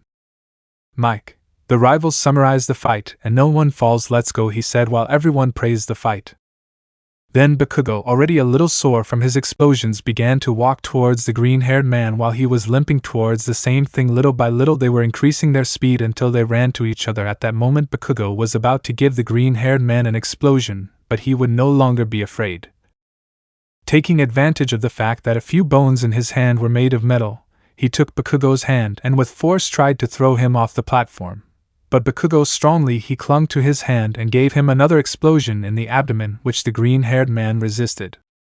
Bakugo, what? Izuku, metal ribs, he said, smiling. The green-haired boy threw a punch with all his strength at Bakugo's abdomen using his fist that had the most metal parts. The ashen-haired boy spat out a little saliva when he felt the impact and fell rolling to the ground. Bakugo, my bucking ribs, he said between moans of pain. Midnight, young Bakugo can continue? He said, looking at Bakugo. Bakugo, that idiot broke some of my ribs. It's obvious he's not an idiot, said this annoying guy. Midnight, respect young man, she said, this annoying Bakugo can't continue. Everyone fell silent. Midnight, young Midoriya wins the festival. This shout was made for everyone to start celebrating. Bakugo, hee welcome to the hero course, brother, he said, getting up from the ground as if nothing happened. Izuku, I already told you that I hadn't hit you that hard, he said, smiling. Then Bakugo, smiling, just gave the green-haired boy a hug. Kirishima quickly jumped down from the stands and headed to where the two boys were. Kirishima, I really want to face you, he said, smiling. Bakugo. Me too, but I want your maximum power kick-ass, he whispered, saying to the green-haired boy. Izuku, of course I do, idiot, just wait, he said, bumping fists with the two boys. Everyone watched this smiling as they shouted the names of both boys. Then Izuku and Bakugo raised their fists as everyone cheered. Time skip. The awards passed. Izuku won first place with tears for his father, but with a smile Yui had congratulated him and they chatted for a while. For some reason the green-haired boy was starting to get nervous with Yui and blushed from time to time, but he decided not to pay attention to him right now. He was in the director's room with All Might and Vlad. Nizu, well young man, that would be all. Officially you are a student of the Heroes 1B course. Your things are being moved to your new dormitory. Go meet your classmates, he said, smiling. Izuku. Thank you very much, director, he said with a smile and a slight treacherous tear. All Might, your father would be proud, kick-ass. He said this so that the green-haired boy could give a slight smile. Izuku, nothing escapes them, right? He said, looking at the three heroes. Nizu, your suit is being upgraded as well as your equipment. You won't be able to go out on patrol for about 3 days. Take that time as a break, or who knows, maybe you can train, he said, smiling. Vlad, a Quirkless who was stabbed and ran over on the same day, and thanks to that his bones were changed to metal ones, and he lost his ability to feel pain. Without a doubt a good story for a movie, he said so the green-haired boy could laugh a little. Izuku, maybe it would be a success. Are we going? He said this so that Vlad would nod. Then Vlad and Izuku left the room while All Might slowly deflated. All Might, do you think it was a good idea? He said calmly. Nizu, Izuku Midoriya, one of the weakest and strongest students in this academy. Although he does not have a quirk, he was able to fight 2 of the best first years and even beat one of them. He is not funny.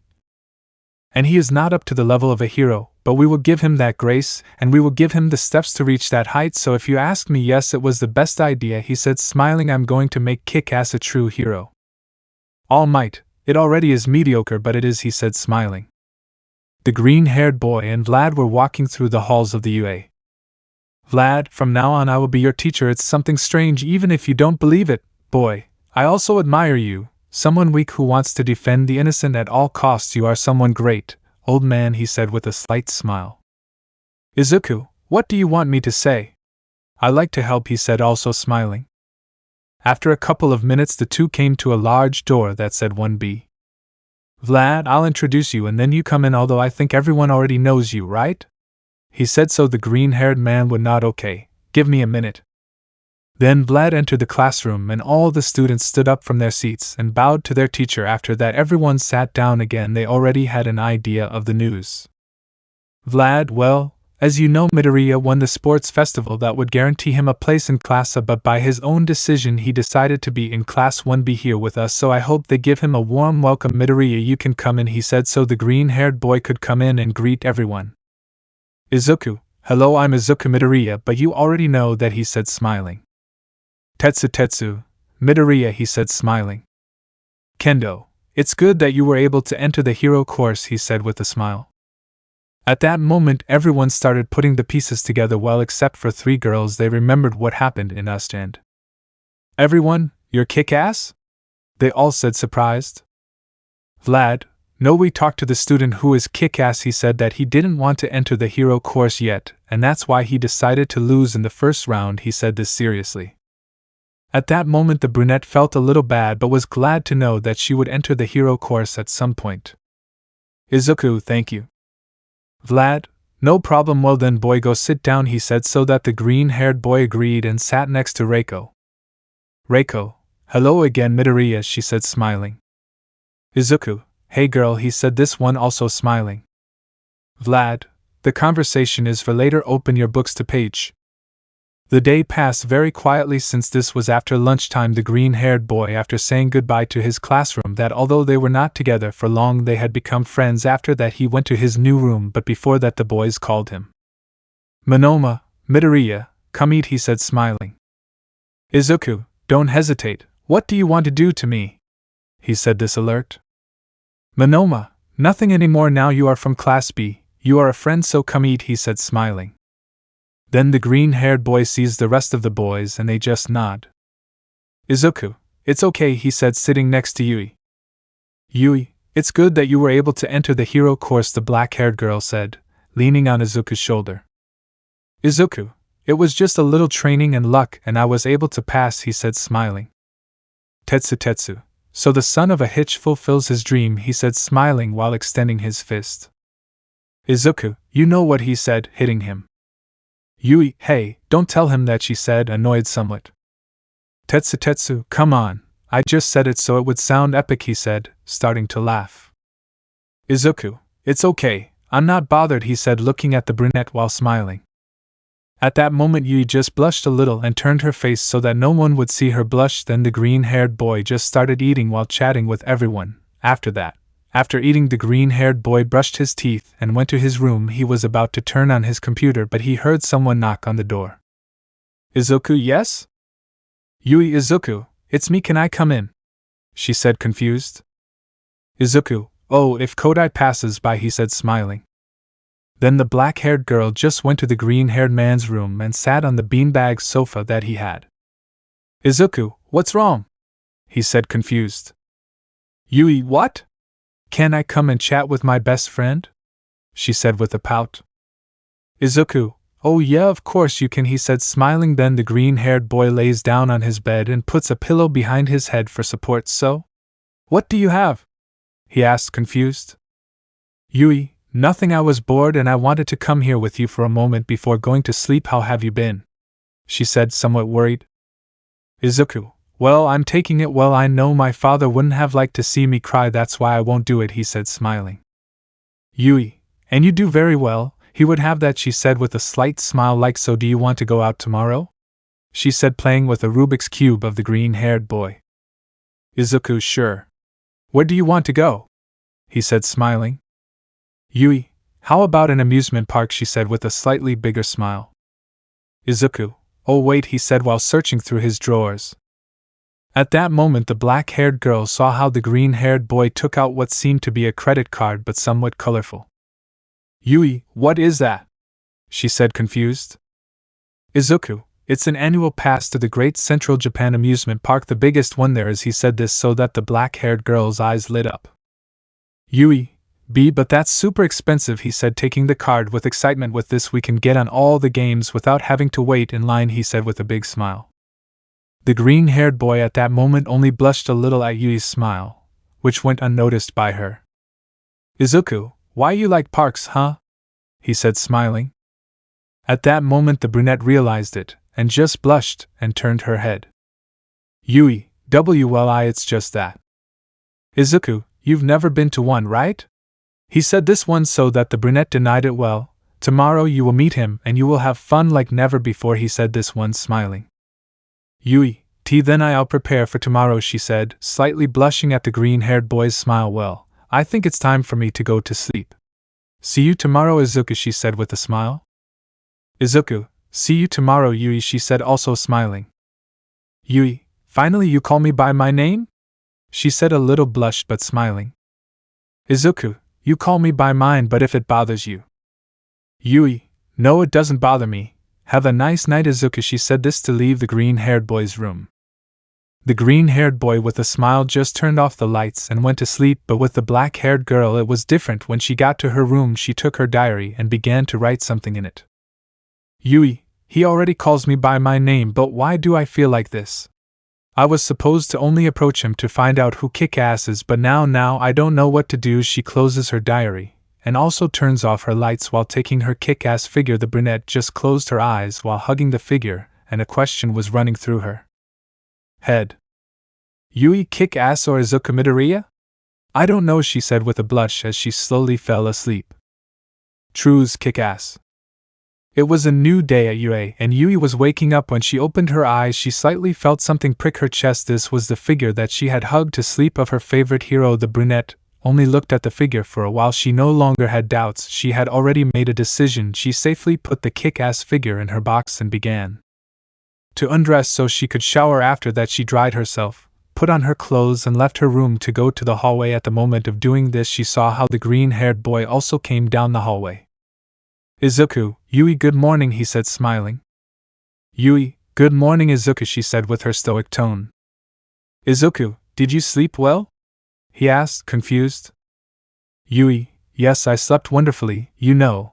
I dreamed about Kick-Ass, she said with a slight smile. Izuku, oh, really? He asked somewhat nervously. Yui, yes, now that I think about it, I would like to meet him. He is my favorite hero, she said with a slight smile. At that moment, the green-haired boy began to think for a while what could go wrong. Izuku, he's my friend and I could introduce you to him, he said, scratching the back of his neck. Yui, really? Sorry, I mean, really? I asked, is she calmer? Izuku, sure, if you want it can be before we go to the amusement park, he said, smiling with a slight drop of sweat as he saw Yui nodding quickly. Yui, finally I can meet you, my hero Penso is happy. Izuku, well, let's go have breakfast, he said, this so that the brunette would nod. They came down with their uniforms on just to see how everyone was ready for breakfast. Tetsu, Midoriya, Kodai, come eat, he said, smiling. At that moment both boys nodded and sat at the table, but everyone saw how Reiko sat next to the green-haired boy and passed him a plate of food. Reiko, enjoy your meal, she said with a slight smile. Then the green-haired boy, seeing the plate, began to eat his breakfast, but everyone saw how he began to eat faster than normal while light tears came out of him. Setsuna, what's wrong? She asked worriedly. Izuku, this is delicious, he shouted happily, making everyone sweat a drop. Reiko, I did it, why you like it? She asked, blushing a little. Izuku, what if I liked it? This one takes another bite, I loved it, he said, smiling, making the gray-haired girl blush a little more. Then the Dangers with a smile just took a little from his plate with a spoon and directed it to the green-haired boy's mouth. He swallowed it without complaining, making Reiko smile because of how cute he looked. For some reason, Yui, seeing this, felt like her chest hurt a little with discomfort, so without knowing why she did it, she sat on the other side of the green-haired boy and began to talk to him, bothering Reiko. She, seeing him, took the green-haired boy by the arm, blushing a little, but Yui, seeing this, got upset and also tried the same, making the green-haired boy nervous and getting a drop of sweat from everyone. After a while, everyone finished breakfast and headed towards the academy. The day passed quietly, and all day the green-haired boy only thought about how to introduce himself to Yui as Kick-Ass. After that, he also thought about how they would have fun at the amusement park, which got some light laughs from the green-haired boy that everyone noticed but decided not to ask him anything. The day ended. Izuku and Yui left the academy to go to the amusement park, but Yui spoke. Yui, wait, I have to go to the locker room. I forgot my phone, will you wait for me? She asked this so that the green-haired boy would nod. Then the brunette ran to the locker room to get her phone, and the green-haired man just smiled. Izuku, perfect opportunity, he said, this to start running after the black-haired girl without her seeing him, while he took off his shirt, revealing his suit. Then the green-haired boy ran and saw how Yui opened the door of the locker room and entered, so the green-haired boy put on his full suit and put on his mask. He stood to one side of the door to wait for Yui to come out and get the surprise, but I heard some voices. Kendo, hey Yui? What are you doing here? Are you not going out with Midoriya? She said, confused. Reiko, I see them hanging out a lot now, are they a couple? She asked with a hint of anger in her voice that no one noticed. Yui, what? No, of course not, you knew very well that I could never fall in love with him, I only like Kick, as she said, blushing. Setsuna, come on, don't act like it. I've seen how you behave with Izuku, we know you like him, she said with a mischievous smile. Yui, oh of course I don't like him. First of all, I could never see him that way, and secondly, I'm only with him because I need him to tell me who Kick-Ass is. After that he can do whatever he wants, she said with a blush, turning to the other side. At that moment the green-haired boy's gaze on the other side simply faded. With each word he heard he felt as if a bullet was going through him, which was funny since he couldn't feel pain. Reiko, what? Are you with him just for that? She said, annoyed. Yui, of course, why else would I be? I just needed to gain his trust so he would introduce me to Kick-Ass. After that I don't care what happens to him, she said, trying not to blush. Kendo, you're still in the moment of regret. Besides, Midoriya is a good boy for you, don't you think? Yui, no, first of all I don't even see him as a man, he's probably a faggot who likes one of his two friends from Class A. The moment I introduce myself to Kick-Ass I'll tell him to just use him, and he can do whatever he wants. Yeah, that she said, lowering her gaze a little. Reiko, you are stupid, this annoying girl said. Izuku, did he just use me? He said as tears began to moisten the mask slightly. Yui, no, I just get what I want. Then the brunette takes her phone. Well, I have to go to the amusement park with Izuku, she said with a slight smile to open the door. But a blush appeared on her face when she saw Kick-Ass leaning against the wall. She gave a cry of excitement that made the girls come out, and also got a little excited to see the hero. Although Reiko was upset, according to her, he was the cause of everything. Yui, Kick-Ass. She couldn't speak because of the blush, but her blush went away when she heard a sob from the hero. What's wrong with you? Are you okay? She asked, worried. Kick-Ass, when were you going to tell me? He said seriously. Yui, what? He said, confused. Izuku, when the buck were you going to tell me all this? He said, taking off his mask, leaving the four girls in shock. Yui, Izuku, she said, scared. Izuku? Is that all you're going to say? Was it all a lie? He said, starting to cry more. They were all in shock. Izuku was Kick-Ass. They were right from the beginning. Izuku, shit, was it all fake? When did you help me get over my father? When did you help me train to become strong? It was all a damn lie, but you know what? You'll have what you want. You'll have what the buck you want. The green-haired boy began to take off his suit, and without shame he also took off his pants and put on his uniform again. The batons fell to the ground and rolled down to Yui's legs, but she felt a slight blow to her chest, but it was cushioned by the green-haired boy's suit. She took the suit in her arms with confusion and tears. Izuku, there you go, the Kick-Ass suit. Is that what you want, right? You can put it on any bucking piece of shit that crosses your path, and you'll fall in love with him, right? You'll fall in love with the first idiot you put that damn suit on. A blow came to the green-haired boy's face from Yui. The brunette just cried. She didn't even know why she did it, and she didn't know what to do. The green-haired boy was Kick-Ass. All that time she had him in front of her eyes, and now she was about to lose him because of something stupid. Yui, Izuku, let me explain, she said, crying. The green-haired boy just took Yui's hand away and rubbed his face a little. Tears began to fall from the green-haired boy, but now with force his mouth trembled. He could no longer bear it. He could no longer act strong. The black-haired boy, seeing this, wanted to hug him and fix his mistake, but the moment she touched the green-haired boy. Izuku, don't hug me, he shouted angrily, giving a push to the brunette that ended up sending her to the ground. You are shit. And you know what's the worst? That I love you, and for some damn reason I still do, but now everything is clear to me. You love Kick-Ass? Well, you have Kick-Ass. The green-haired boy this time turned around to start walking with his hands in his pockets. Inside the suit is the fun suit card. Go with whoever the buck you want, he said as he disappeared into the distance. The black-haired girl just fell to the ground while the tears did not stop falling. She looked with sadness and horror as the green-haired boy went away into the distance, and his mask fell to the ground from his hands. Yui, what did I do? She said, starting to cry. Reiko, you screwed up, that's what you did, now live with it, because you got what you deserve, he said before leaving as well.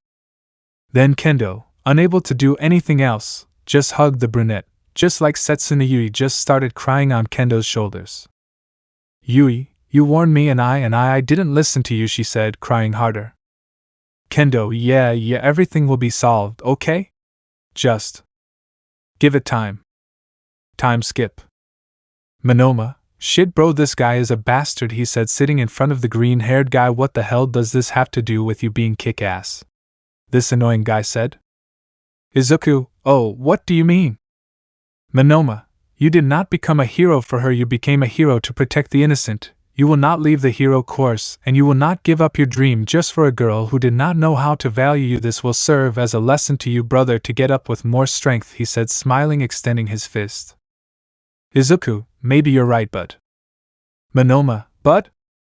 Izuku, I still love her, he said as tears slowly fell from his eyes. Monoma, so fight to get that love back? He said, smiling. Izuku, what?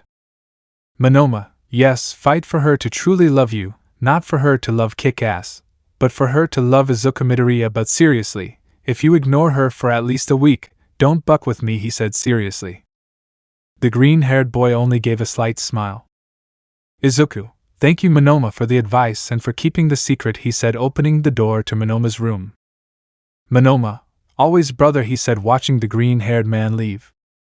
Izuku left the room and again his face turned gloomy. He didn't know what to do. The only girl who had finally managed to get into his heart used him. Now that he remembered it, he wasn't always the best with girls. The green-haired boy just went downstairs but found himself with someone he didn't want. Yui, Izuku, please let me explain, he said, starting to cry. Izuku, no, you said it yourself, right? That I'm a bucking faggot, and that moment I found out who kick-ass is. I could do whatever I wanted. Well, now I feel like going on patrol to be away from you, so give me this shit, he said while snatching Yui from him. You know, at a certain point I considered you my only family, he said while putting on his mask. Don't come near me, at all. I won't respond, he said as he snatched Yui's batons and ran away. The brunette just watched, crying as the green-haired boy left. She was not in much spirit, and just went up to her room and the tears began to fall harder. She was sobbing hard and took the kick-ass figure and forcefully stuck it to her chest. Yui, kick-ass or Izuku Midori, I lost them both, he said while crying from helplessness, knowing that Izuku was kick-ass and she never knew. She cried because of her stupidity. She had lost the person she loved and now he hated her. Elsewhere. Izuku, what's going on there? He said, confused, watching as two men entered a strange warehouse, but before they entered he heard a conversation between them. Hey, did you hear that the boss is thinking about ordering the killing of Kick-Ass, he said, scaring the green-haired boy a little. Really? Shit, he was my son's favorite hero, he said with grace. Well, there's no other way. Let's stop joking. We have to torture the guy so he tells us what happened to the boss's drug, he said, so the other guy would nod and both of them would enter the warehouse. And unfortunately the green-haired boy took the option to follow them. Truths to Kick-Ass. The green-haired man followed the two men to an abandoned warehouse while preparing one of his walking sticks just in case. When he entered he sneaked into some boxes so he could hear them better, but he saw how they had a man tied to a chair. Now tell us for one last damn time, who did you give the drugs to? This annoying guy said. I didn't give them to anyone. I swear the guy told me that he came from the boss, and he even played me an audio of him where he told me to give him the drugs, this scared guy said. Wrong answer, he said, cutting off his finger with a giant pair of pliers. He screamed in pain. The green-haired man, unable to bear this, hit a piece of metal that was there with his cane. The two men quickly unholstered their weapons and aimed at the place where the sound came from. Apparently there is an intruder, he said seriously, pointing in all directions.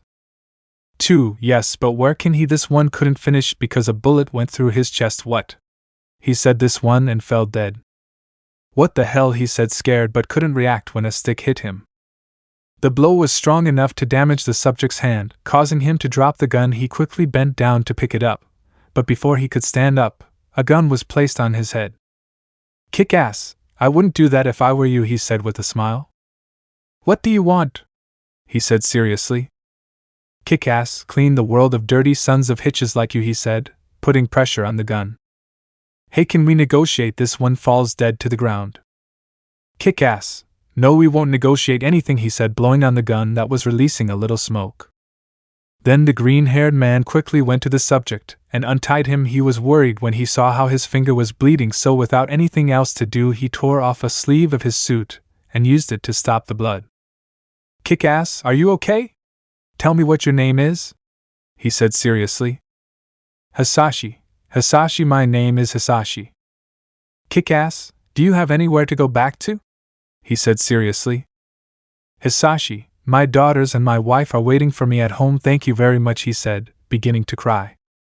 Kick-Ass, no problem, but you have to get out of this. You have people you love, you can't let them worry about you, he said, helping the guy to stand up.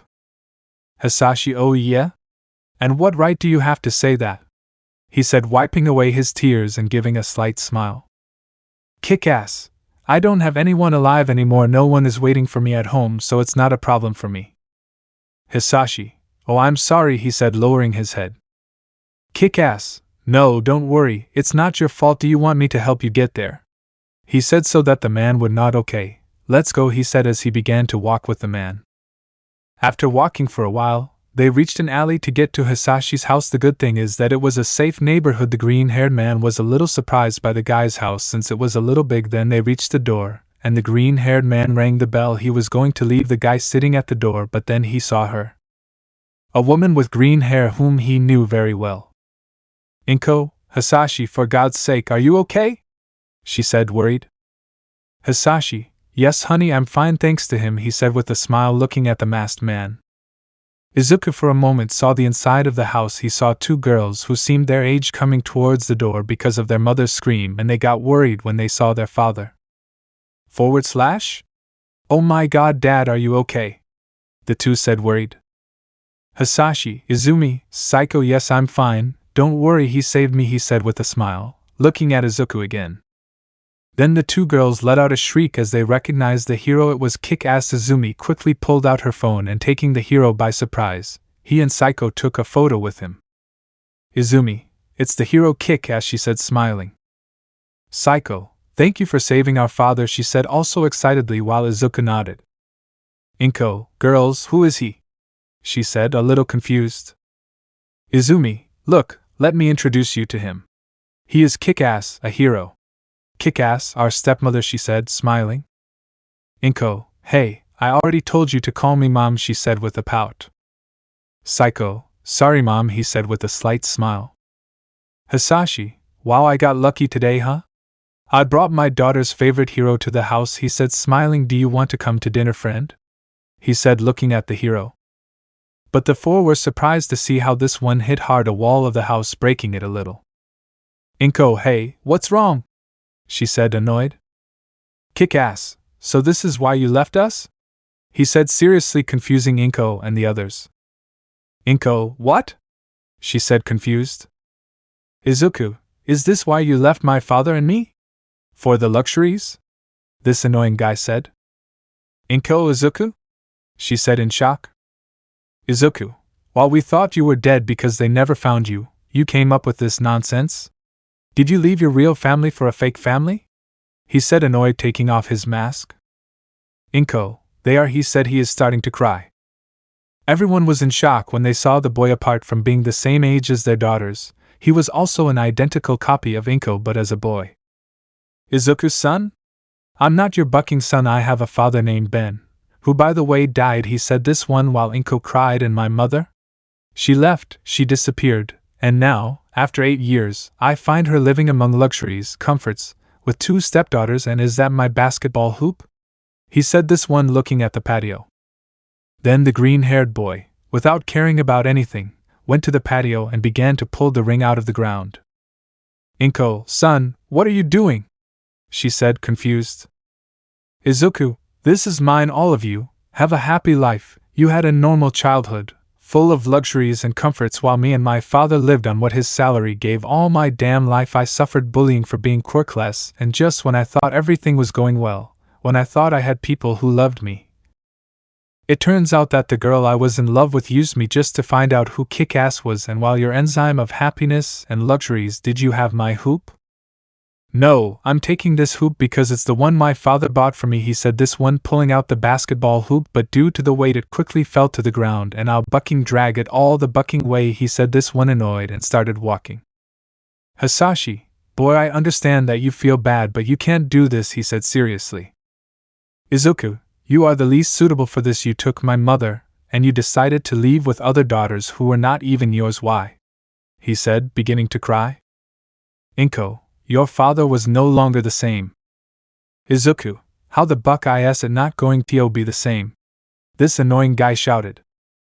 Psycho, hey, don't yell at her. Mama Inko has been an excellent person to us, and she is an excellent mother, and we will not allow you to talk to her like that, she said, annoyed, while Izumi agreed. Izuku, and apparently you are a happy daughter, right? With a happy family? You got it by taking it away from me, he said seriously. Inko, but there's nothing wrong with her being their mother. Izuku, but were you for me?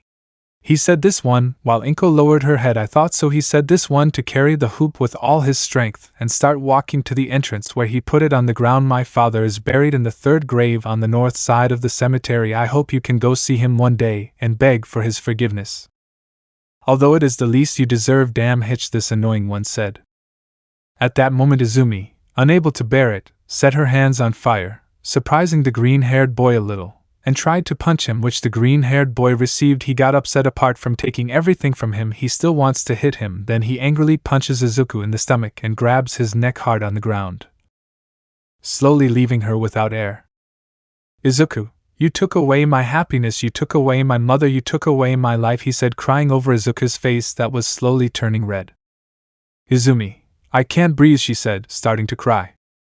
But then he was thrown back by the impact of a rock that hit his face. His face began to bleed even though he didn't feel it.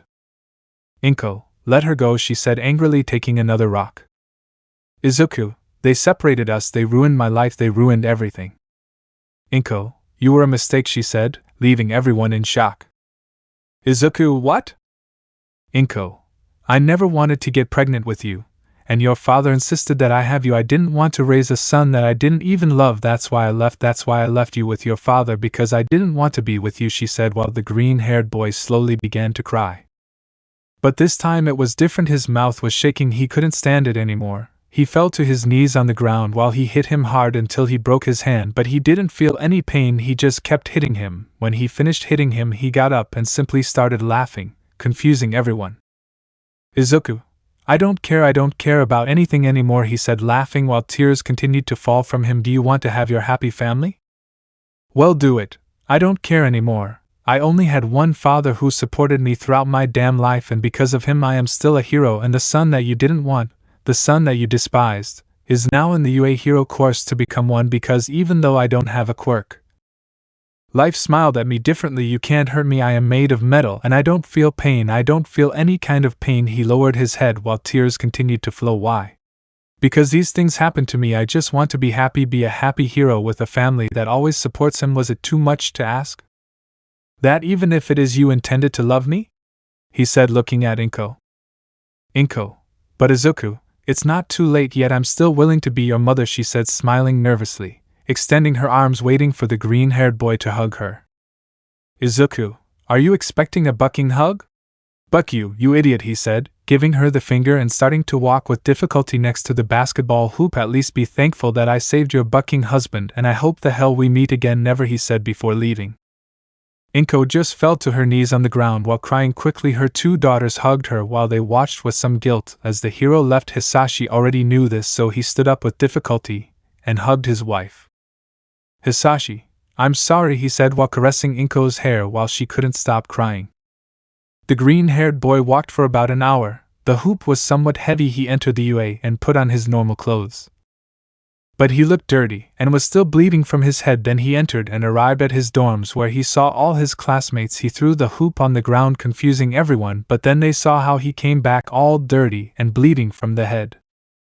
Reiko, Midoriya, what happened to you? She said worriedly, arriving where the green-haired boy was. Izuku, nothing happened to me. If you'll excuse me, I'll go to my room, he said seriously, but someone stopped him. Yui. Izuku. Izuku, not now, Kodai, leave me alone, he said seriously. Monoma, dude, I know what's going on, but don't buck with me. You're dirty, bleeding from your face, and your hand is all dirty. Please let me take you to the infirmary, he said, worried. Izuku, no, Monoma, I'm fine, he said with a slight smile, but he feels someone take him by the shoulder. Yui, no, Izuku, you're not okay, please don't pretend. Izuku, don't pretend? He said, arching an eyebrow with a bit of grace. Yui, yes, you don't have to be proud. I know why you come here so hurt, and you don't have to act strong. Remember what your father said, with great power comes great.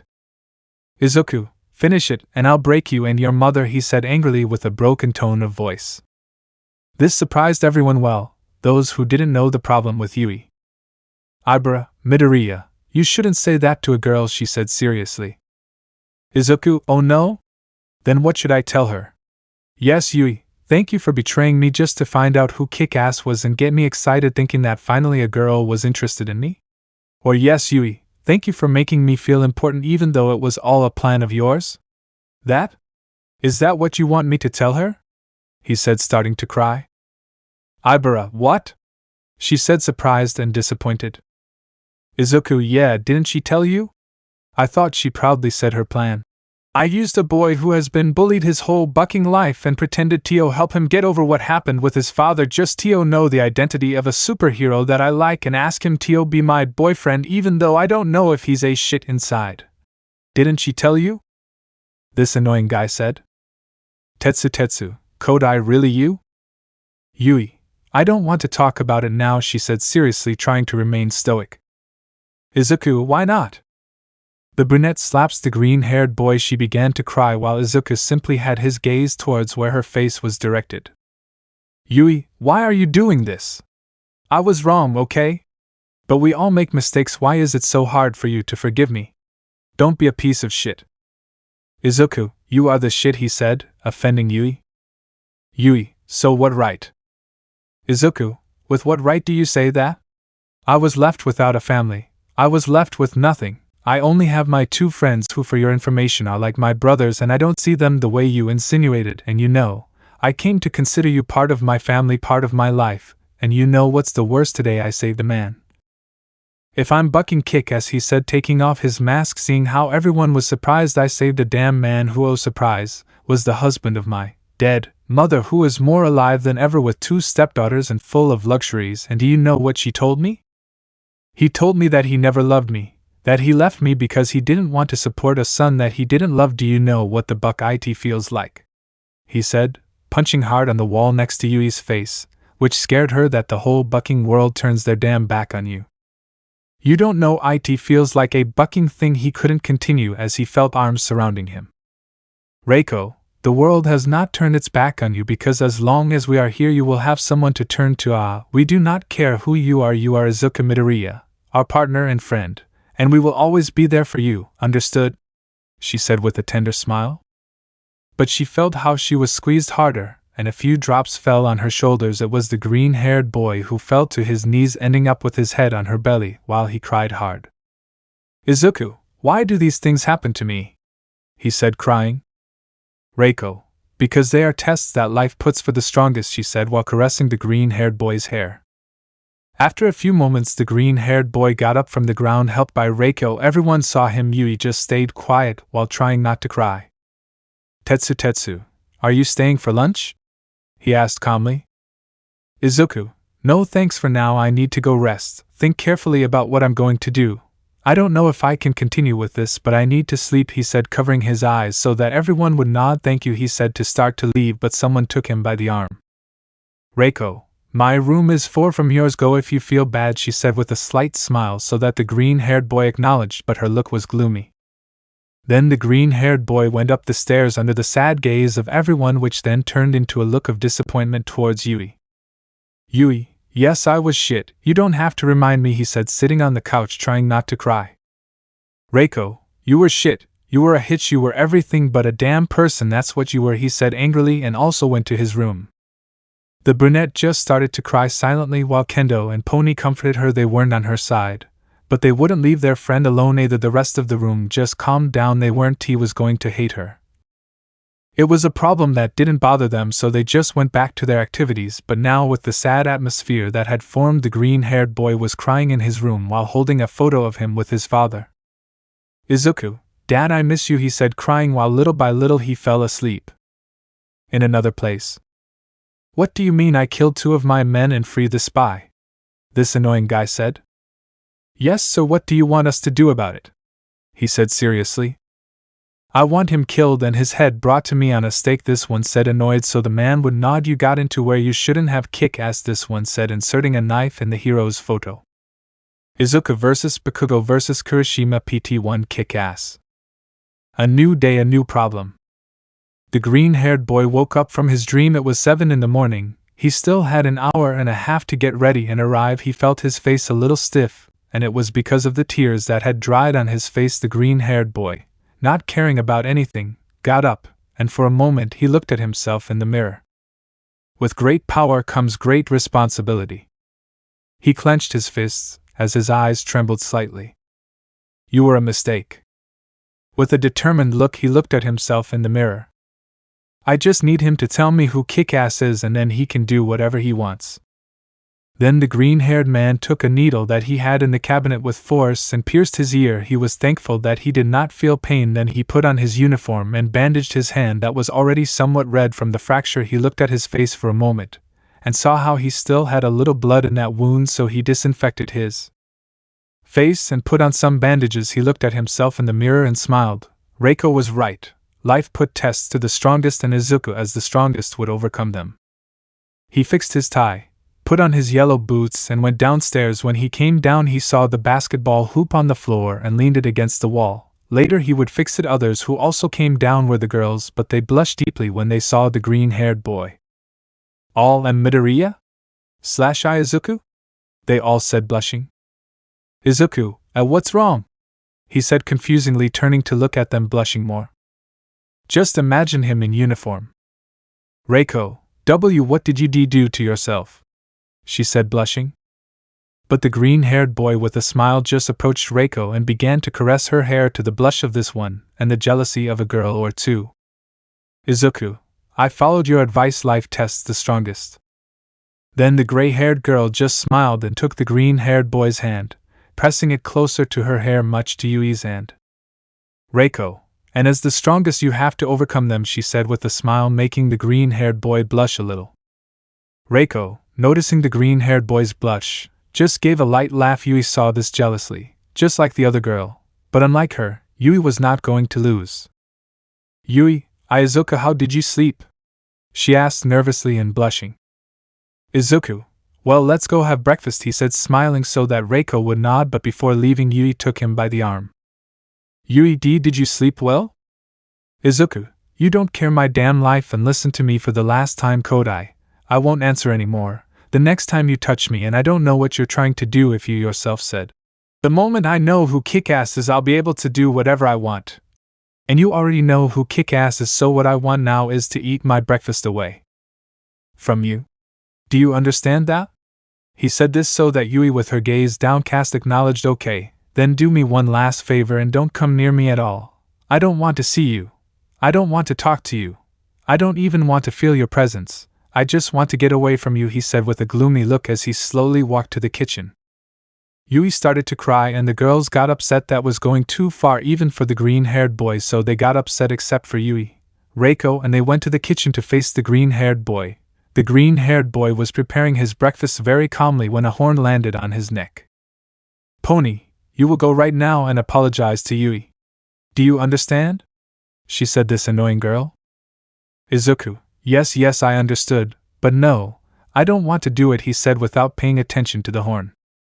Kendo, Midoriya, please, don't be an idiot anymore. It's not like what happened was that serious, he said. He's bothering the green-haired boy. At that moment, Izuku took Yui's horn and used his leg as a wand and broke them in half, scaring everyone a little. Izuku, you are a superhero who seeks to save everyone despite being quirkless. That was the main reason for the bullying you suffered all your life. One day you managed to enter the school you dreamed of, and oh, finally someone notices you, someone who seems to have good feelings. Your father dies for coming to leave you a meat pie. A bucking meat pie. That person you met helps you get over it. Then you enter the hero course. You feel that that special person is in love with you as you are in love with her. Nothing can go better. One day when you were about to leave, you wanted to give him the surprise of meeting his favorite hero, who, oh curiosity, was you, but he didn't know. You wait for him outside the locker room and you hear him say that it was all a lie, that he only approached you to find out who that favorite heroine of his was, and then he will send you to hell. You, the one who supported him so much in everything, in his bad moments, and they went anywhere he wanted while you paid all so he could enjoy it. He tells you that he used you and that he really doesn't give a shit about you. How did you feel, Itsuka? He said, approaching the orange-haired girl, but not with the best intentions. Kendo, well, maybe you're right, but... Izuku, maybe? Maybe? I was left without a Kendo family, and the person I considered my family betrayed me. My mother left with another family because I was a mistake. My whole bucking life was shit. But now, I have the opportunity to see a new path thanks to Reiko, and that path I will take, to be the best hero. And let me tell you, if you come close to me again, I will not respond it, he said seriously. Setsuna, you're not going to answer what anymore? Let's see. Izuku, go buck your bucking mother, he said, facing Setsuna. I'm not a hexist, I'm a crazy son of a hitch who will no longer let himself be defeated by life. So, one more, from you, or from any idiot, and let me tell you that I will not respond. Last warning, now let me, he said seriously, to start leaving, but. Kendo, your father would be very disappointed, she said angrily. The green-haired boy stopped dead. The three girls outside who heard that they were alerted and quickly went inside. Izuku, excuse me? He said, turning around and heading towards Kendo. Kendo, your father would be very disappointed. He would have liked it. Some vines were able to stop the fist that was going to Kendo's face. Izuku, let me go, he said, struggling while Kendo fell to the ground in shock. Ibra, Midoriya, please, I know you feel upset, I know you feel bad, but this is not the answer, don't do it, she said seriously. The green-haired man just stopped applying pressure, and Ibra slowly released her vines. The green-haired man just turned around and saw Kendo for the last time. Izuku, he would have liked to see me become a hero, but because of these people's incompetence, it will no longer be possible, he said as tears fell little by little.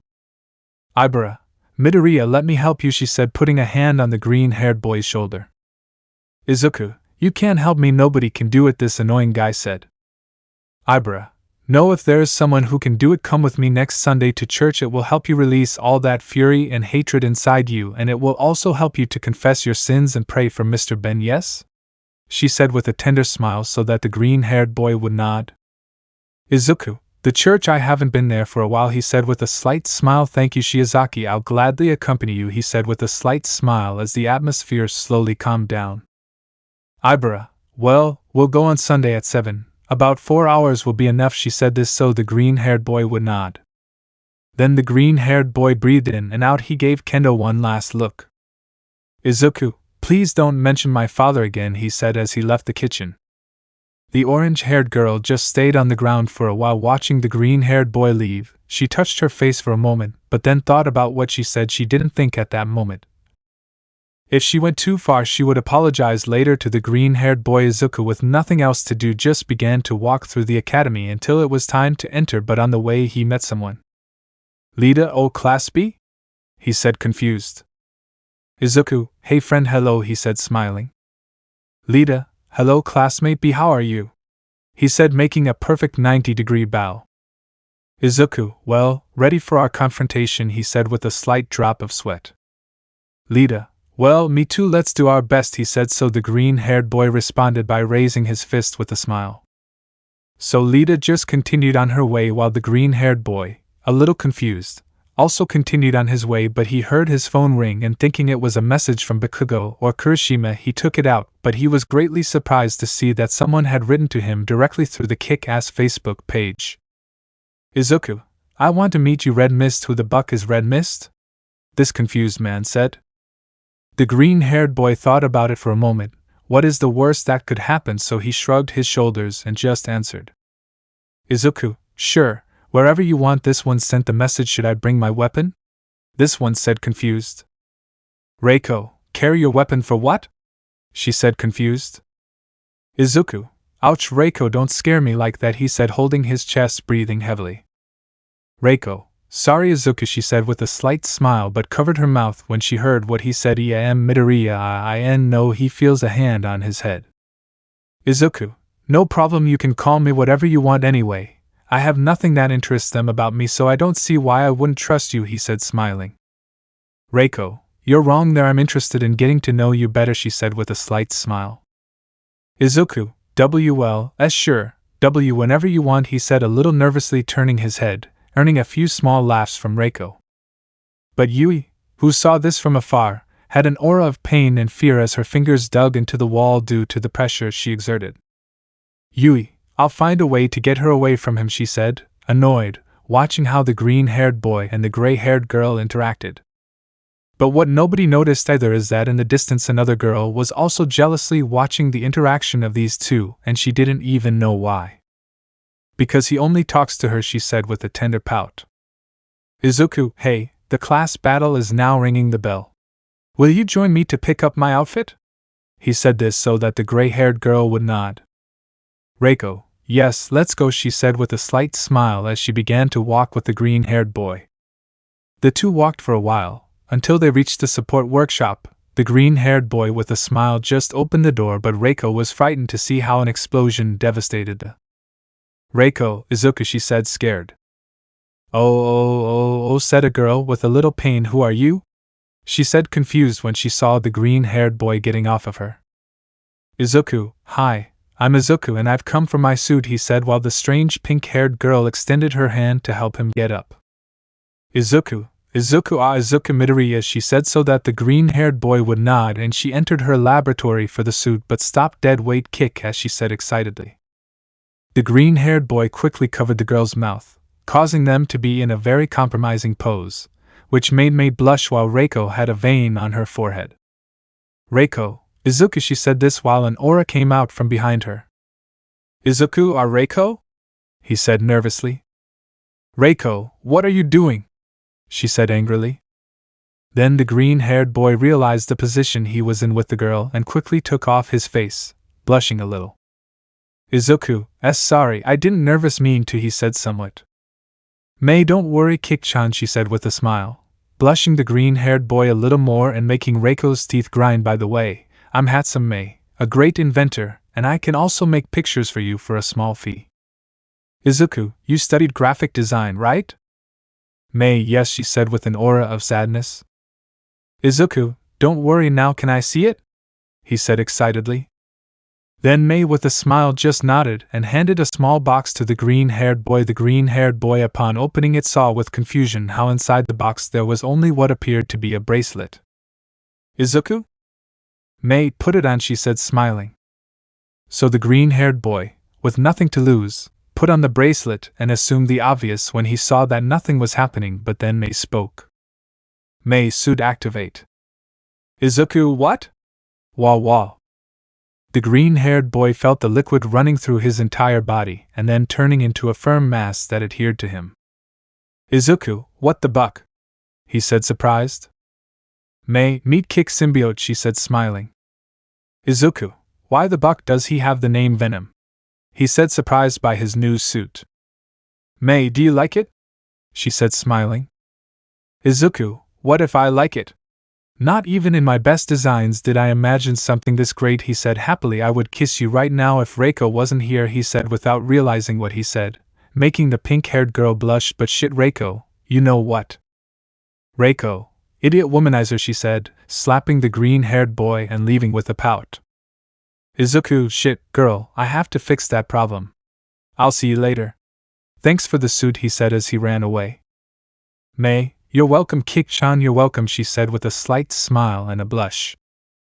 The green-haired boy ran after Reiko to the field where the battle would take place. When he arrived, he saw how everyone from Class A and B were in their suits. At that moment, everyone was confused to see the green-haired boy without his, but they decided not to ask anything. He looked for Reiko with his eyes until he found her, then he went to Reiko. But she was ignoring him with a pout. Izuku, come on Reiko, please, it was just a very stupid thing to say on my part, he said with a sad face. Please, I'll do whatever you want, he said, calling the girl's attention. Reiko, whatever you want? She said with a somewhat strange smile. Izuku, shit yeah, whatever you want, he said, knowing that he would regret his decision later. Reiko, okay, I forgive you, later I will tell you what you will do, but now we have to go. The battle is about to begin, he said so that the green-haired boy would nod and they would start walking. Yui, who had been listening the whole time, felt bad for not being able to talk to the green-haired boy. She felt bad, sad, jealous, destroyed, and at that moment, she understood what she had done to the green-haired boy. Then she just brought her fist to her chest, and with a determined look she watched him leave. Yui, I will get you back, your friendship, and your love, and I will not rest until I achieve it, because from the beginning, I loved Izuku, but I denied it, thinking that Kick-Ass was the only person I could love. But then I understood everything and it was too late. But now I will do it, and I will get you back, she said with a determined look, looking at the green-haired boy. Bakugo, and I hope you don't screw up again, because if you do I'll kill you myself, he said as he passed by the black-haired girl with an annoyed expression on his face. Don't you think I don't feel like killing you now? You should run, because believe me, Class B, I have my sights set on you. And you're the main one, he said so that Yui would swallow hard. After that, each class went to their starting place. The green-haired boy was talking to Reiko and Ibra, while Yui in the distance was only talking to Pony and Kendo until Vlad spoke.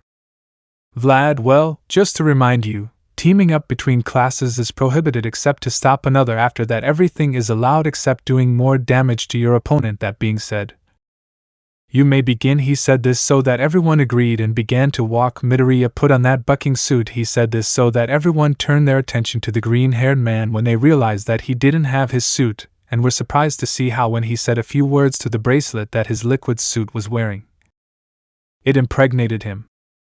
Izuku, let's see what you put on this suit. Graphic designer, he said with some grace. My batons, he said, hugging the two pieces of metal, making several people sweat. Let's see what else. This one touches his suit from all sides and realizes something. Weapons, he said, confused, and sees his bullets with what rubber, huh? He said with a smile, followed by some laughter which froze the blood of several. Perfect, he said, to start climbing some stairs and leaving alone. Vlad, the first thing you shouldn't do. Aizawa, he does it like an idiot, he said with his bored expression. Let's see all your experience. Kick ass, he said with a slight smile, watching the green-haired boy run between low buildings. Izuku vs. Bakugo vs. Kirishima PT2. Kick ass. The green-haired boy ran through the streets of the training camp because he was afraid to jump over buildings. This had been done by the teachers who were watching. Break out in a sweat. The green-haired boy ran through alleys and streets until he found someone to fight, but fate once again played against him. He left an alley all confident, hoping to meet someone. A little tired, he took off his mask to breathe a little. But Class 1A, Midoriya is kick-ass, they all said, surprised, except Bakugo and Kirishima, who were not there. Izuku, oh shit, he said, somewhat scared. Lita, you are kick-ass, he said, surprised and a little happy. Izuku, well, they would know anyway, so there's no point in hiding it, he said, putting on his mask again. Okay, Izuku, rubber bullets. Batons, you can do it, you can do it. Momo, but Midoriya, we won't all fight against you, that would be unfair, he said, refusing to fight. But Izuku, yes, it's very unfair. I should have Bakugo and Kirishima so I can level up, he said with a nervous smile. At that moment some of them got upset, and some smiled macabrely, but there was a girl who stood out among them walking forward. She was a beautiful girl with blonde hair and glasses that fit her face so she wouldn't fail. Melissa, you shouldn't talk like that, Midoriya, it's very rude to be so arrogant, the girl said in a very polite way and with a calm smile, standing in front of the green-haired boy. An ice stake between Melissa and Izuku was enough to stop the blow that he was aiming at her face. The blonde only stepped back a little, but then smiled in a somewhat strange way. Melissa, attacking by surprise is wrong, Midoriya, did you know that? She said with some mockery. Mineta, let's stop talking, let's finish with that. He fell to the ground. Everyone saw in shock how the green-haired man pointed a gun at him, but they calmed down when they saw that the bullet was made of rubber.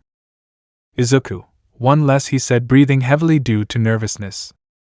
Then the green-haired man threw the ice stake and tried to hit Melissa, but she dodged it, and the green-haired man couldn't react when some ribbons tied him up and something that looked like connectors were inserted into him. The green-haired man felt his body tremble, but it didn't hurt. Jairu, who was in charge of sending the jacks to the green-haired man, saw with some terror how he took them with force and firmness, and drawing them towards him, he pulled Jairu and kicked her in the abdomen, which was enough to leave her breathless on the ground.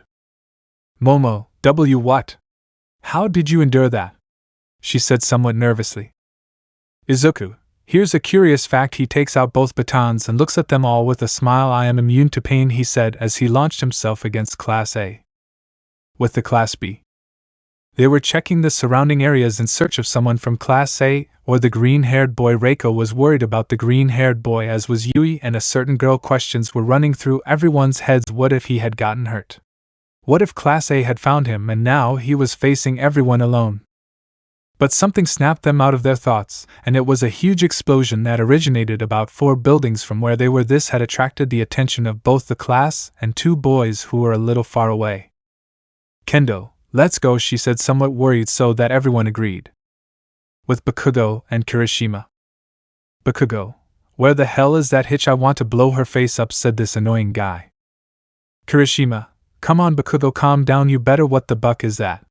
He said worriedly, seeing the explosion. Bakugo, what the buck? The only one who generates explosions here. I asked me. Come on, he said, annoyed, so that Kirishima with a drop of sweat nodded and began to go after Bakugo in the direction of the explosion.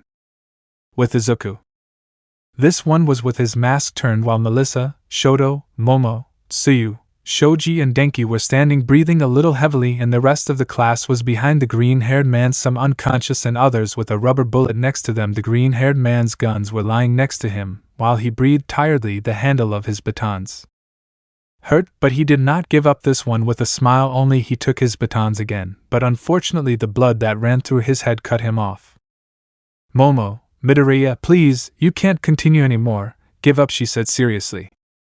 Shoto, Midoriya, it's impressive what you've already done. There's nothing wrong with giving up at this point. You've achieved something incredible. You can rest, my friend. You're already very hurt, he said, worried but with a slight smile, proud of the green-haired man. Then the green-haired man dropped his 2 batons to the ground as well as his arms. Everyone saw this with a slight smile and lowered their guard, but they didn't notice when the green-haired man hit Shoto's stomach with a headbutt, knocking him to the ground. Shoto, what? He said, surprised. Izuku, where to? He looked Shoto in the eyes. Where the hell are you looking? He said with a slight smile. Melissa, well, I didn't want to use this, but I have no other choice. We can't allow you to keep hurting yourself more, she said, somewhat worried.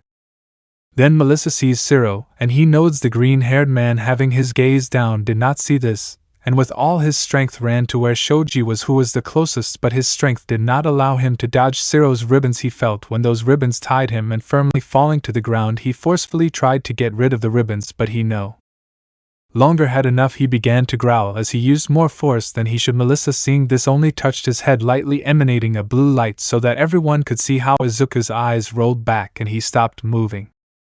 Melissa, prison of memories, she said, somewhat tired. Thanks, Zero, that's it. We already captured him, she said with a slight smile, so that Zero also agreed, breathing heavily.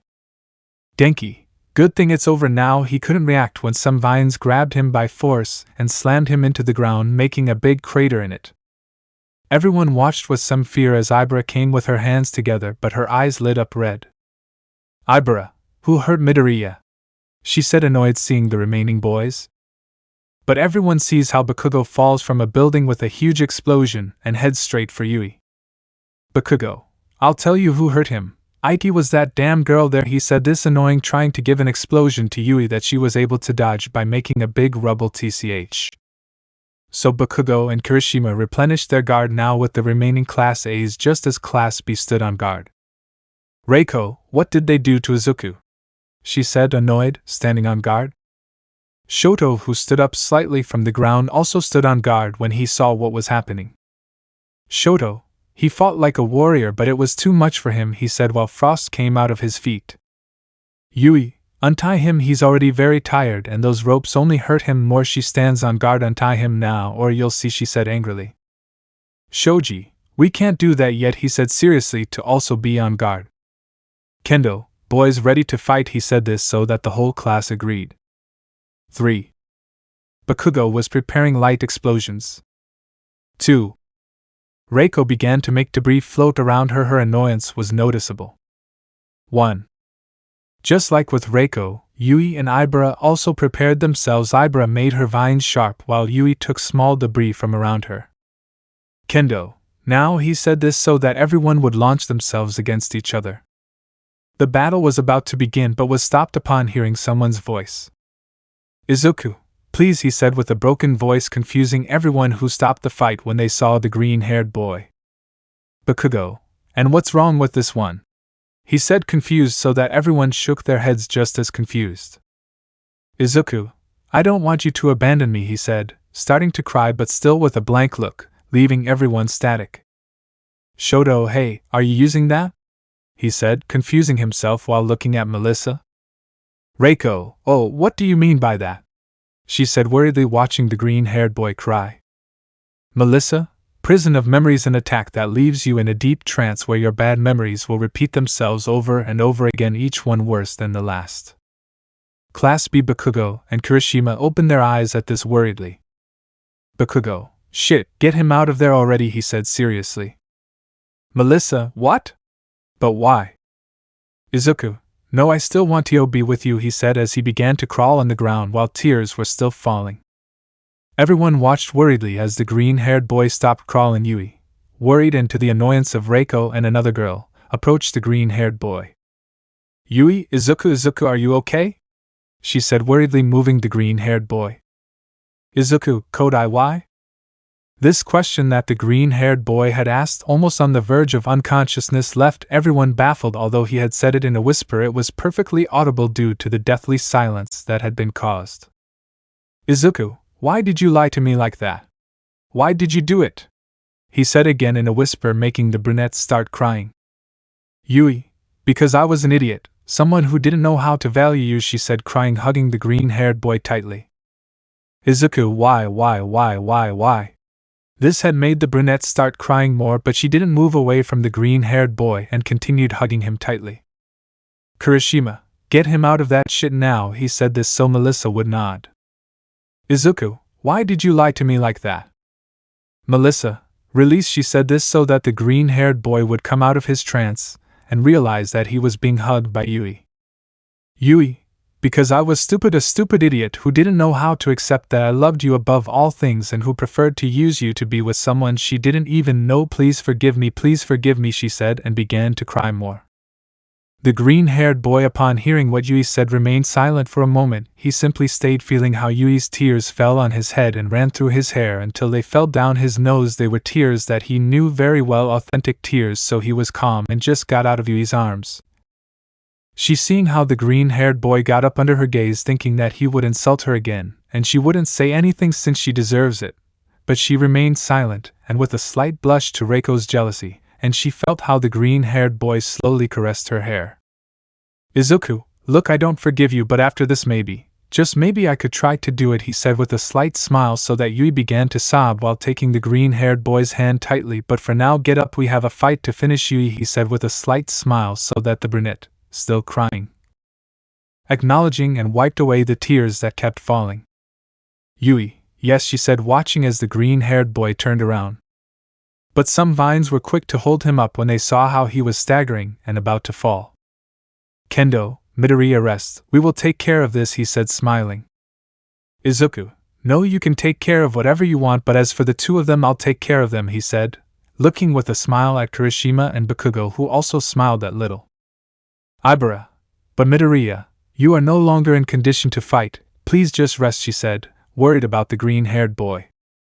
Izuku, you know, apart from being a student, I'm practically a hero, and a hero must get out of any situation, and a hero, Quirkless, he smiles, he must create his situation.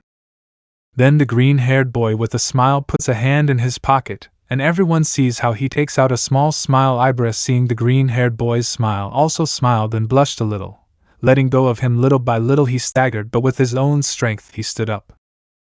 Izuku, you know, a hero in this situation would just give up or run away. He lifts up his sleeve and everyone sees how the syringe is inserted. A son of a hitch either dies fighting or injects himself with bucking adrenaline, he said with a smile, so that everyone smiled nervously. Everyone saw how the syrinx fell to the ground. The green-haired boy grabbed his arm with a little force while his pupils dilated. He forcefully picked up his sticks from the ground and saw the two boys. Then, without turning around, he spoke to his class. Izuku, you guys take care of the rest of A, and when you're done, I don't want you to interfere in my fight, understood? He said this so everyone would nod. Yui, understood, she said in a whisper that was completely audible to the green-haired boy. Then the green-haired boy just gave a slight smile and looked at the two boys. Izuku, are you ready? Sons of Hitches. Izuku vs. Bakugo vs. Kirishima PT3 Kick-Ass. Izuku felt the adrenaline running through his veins. His few muscles contracted a little, becoming more noticeable as his pupils dilated. The energy that the human body supports ran through him like a Formula One car as he looked at his two friends' rivals. Flashback. A boy was crying under a tree while others were teasing him. Stupid kid, Quirkles. He was about to kick little Izuku, who only covered himself with his arms so that he wouldn't kick him in the face, but a foot stopped this kick. Bakugo, what do you think you're doing? Asked a little Bakugo. Oh, hey Katsuki, nothing important, we just beat up these stupid Quirkless, he said mockingly. Bakugo, and why? He said confused. Because nobody wants him. He's useless, not even his mother wanted him, and that's why he left, he said mockingly.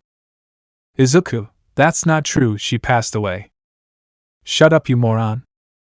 He was about to hit him, but Bakugo with a dark look gave him an explosion in the face, sending the boy backwards. What's wrong with you? he asked this annoying man. Bakugo. Buck you, how do you make fun of the abandonment of a family member?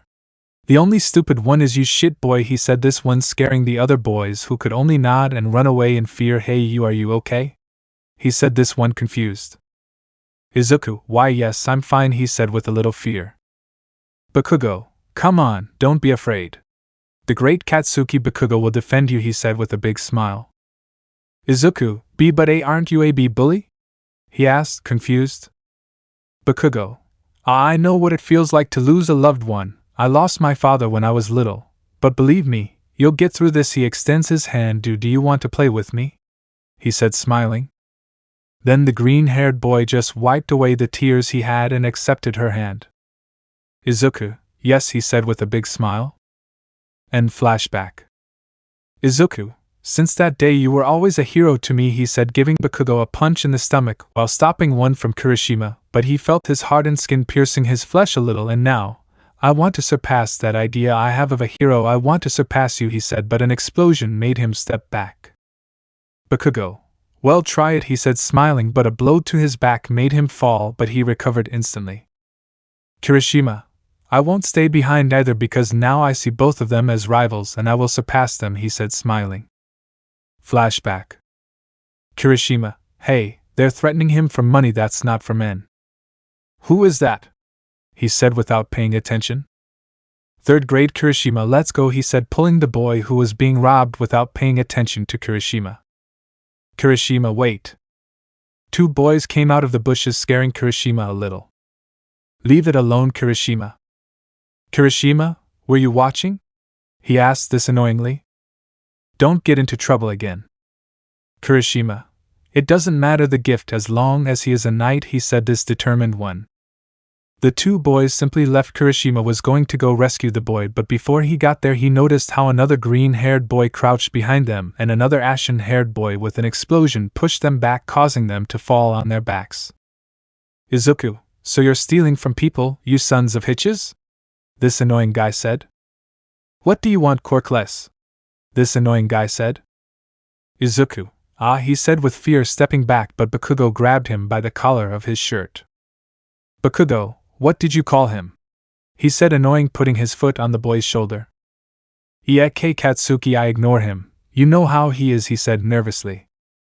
Bakugo, go away and stop bucking around. Understood? He said this so that the two scared boys would run away. Izuku, the other one ran away too. Shit, I'm a coward, he said while sitting on the ground. Kirishima, no, you're not, he said this so that the two boys could see, being a Quirkless throwing himself to help others, that's for men by the way. I am Kirishima, he said this smiling. Izuku, I'm Izuku. Bakugo, Katsuki, hey nerd, let's go eat. He said so the green-haired boy would nod. Then Kirishima saw the two boys walking away, but they stopped, confusing him. Izuku, aren't you coming? He said smiling. Kirishima just stayed quiet for a moment, and then smiled.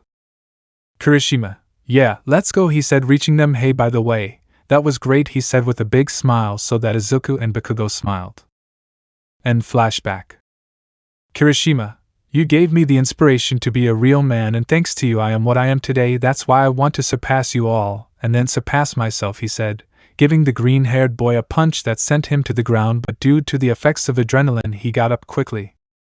Then Izuku, smiling defiantly, took his staff and tried to hit Bakugo with it, but he moved his face back but didn't react when the staff extended and hit him in the chin, sending him to the ground.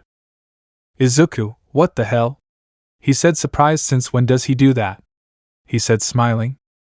Bakugo, with a smile, just watched as the green-haired boy admired his sticks, and he couldn't help but remember it. Flashback. Teacher, Katsuki, your quirk is really cool, she said with a smile, watching how the ashen-haired boy created small explosions. Bakugo, yes, I'm great, he said, smiling. My ego got to my head, but from that day on. Remember, Bakugo, no matter how the situation is, remember that there will be someone worse than you, and if you can help that someone, do it, and you can find a loyal companion, he said while Mitsuki cried, watching the machine stop little by little. Bakugo, I don't want you to go, he said, crying. I don't want one either, son, but we can't stand before the law of life. I love you, son, and I'm proud of you, he said, smiling. The machine turned off. The constant beeping was heard while a sheet covered his body. Mitsuki just hugged Bakugo while crying, and Bakugo was simply in shock. Since that day I didn't know what to do. Not even flattery cheered me up, and it was at that moment that I realized that I was conceited, that people stayed away from me because they didn't want to confront me. I was looking for respect, and they ended up being afraid of me. One of those days when I finally decided to go to school, I found you and I remembered what my father said: there will always be someone worse than me. Since that day you became a brother to me. You were, and together with the spike head now you are my best friends, so in a certain way. End flashback. Bakugo, you are also my hero brother, and I am proud of what you have become, he said, watching how the green-haired boy was fighting with Kirishima. Don't forget about me, you bastards, he said, giving a big explosion to the two boys who had to move away so as not to get hurt. Then the three of them looked at each other. They were breathing heavily. Fatigue was taking its toll on them, but more so on the green-haired boy. The effect of the adrenaline was slowly going away, and his body was responding to the wounds caused before. Izuku, last blow? He said, smiling as he put his two sticks together, confirming the theory that they could join together. Then the green-haired boy began to spin them like a pro. They fell to the ground, but he quickly picked them up and stood on guard. Kirishima, yes, why not, he said while activating his quirk at its maximum power. He could barely maintain it, but in that state it was almost impenetrable. Bakugo, this will decide everything, he said, creating light explosions. The remaining Class A and Class B members saw the three boys stopping their battle. Even Vlad and Aizawa watched this expectantly. Three childhood friends, and not so much, are about to decide who is the strongest. The atmosphere grew. Everyone watched expectantly what was going to happen. Bakugo, come on nerd, just one more. Kirishima, if you finish this we'll continue with squats. Izuku, Kirishima, Bakugo, he said, throwing against the two boys. Izuku, ego will never get you anywhere. Good ego is never good. It kills the soul and you get caught. Kirishima, but it's already taken. Bakugo, damn unhappy ones, he said, this one with a small laugh. Izuku, Kirishima, he said, this one to launch himself in the same way, preparing an explosion. Bakugo, and what does it matter what they say? You are a bucking concrete wall, remember that. Izuku, you're tougher than a 3-meter black hick. You're strong, Kirishima. Just keep training. Kirishima, and how did you know that? He asked quietly with some grace. Izuku, Bakugo, he said, launching himself with his fist as hard as possible. Izuku, Bakugo, Kirishima, they said in a war cry while they were about to collide attacks. Kirishima, we've arrived. Bakugo, our efforts are paying off here. Izuku, without a quirk can I be a hero? Here's your answer, bucking all might. Izuku, yes, I can be a hero. Katsuki, you guys are. Kirishima, you guys are. Izuku, you guys are. The attacks collided. The explosion hit both boys. The green-haired boy hit them both with his extended staff, and Kirishima hit Izuku in the abdomen and Bakugo in the stomach. A large cloud of dust rose as everyone tried to see who had won. Izuku, Bakugo, Kirishima, my rivals. The cloud of dust slowly dissipated. Those from Class B watched happily as the green-haired boy was the only one standing while Bakugo and Kirishima were on the ground with their quirks deactivated.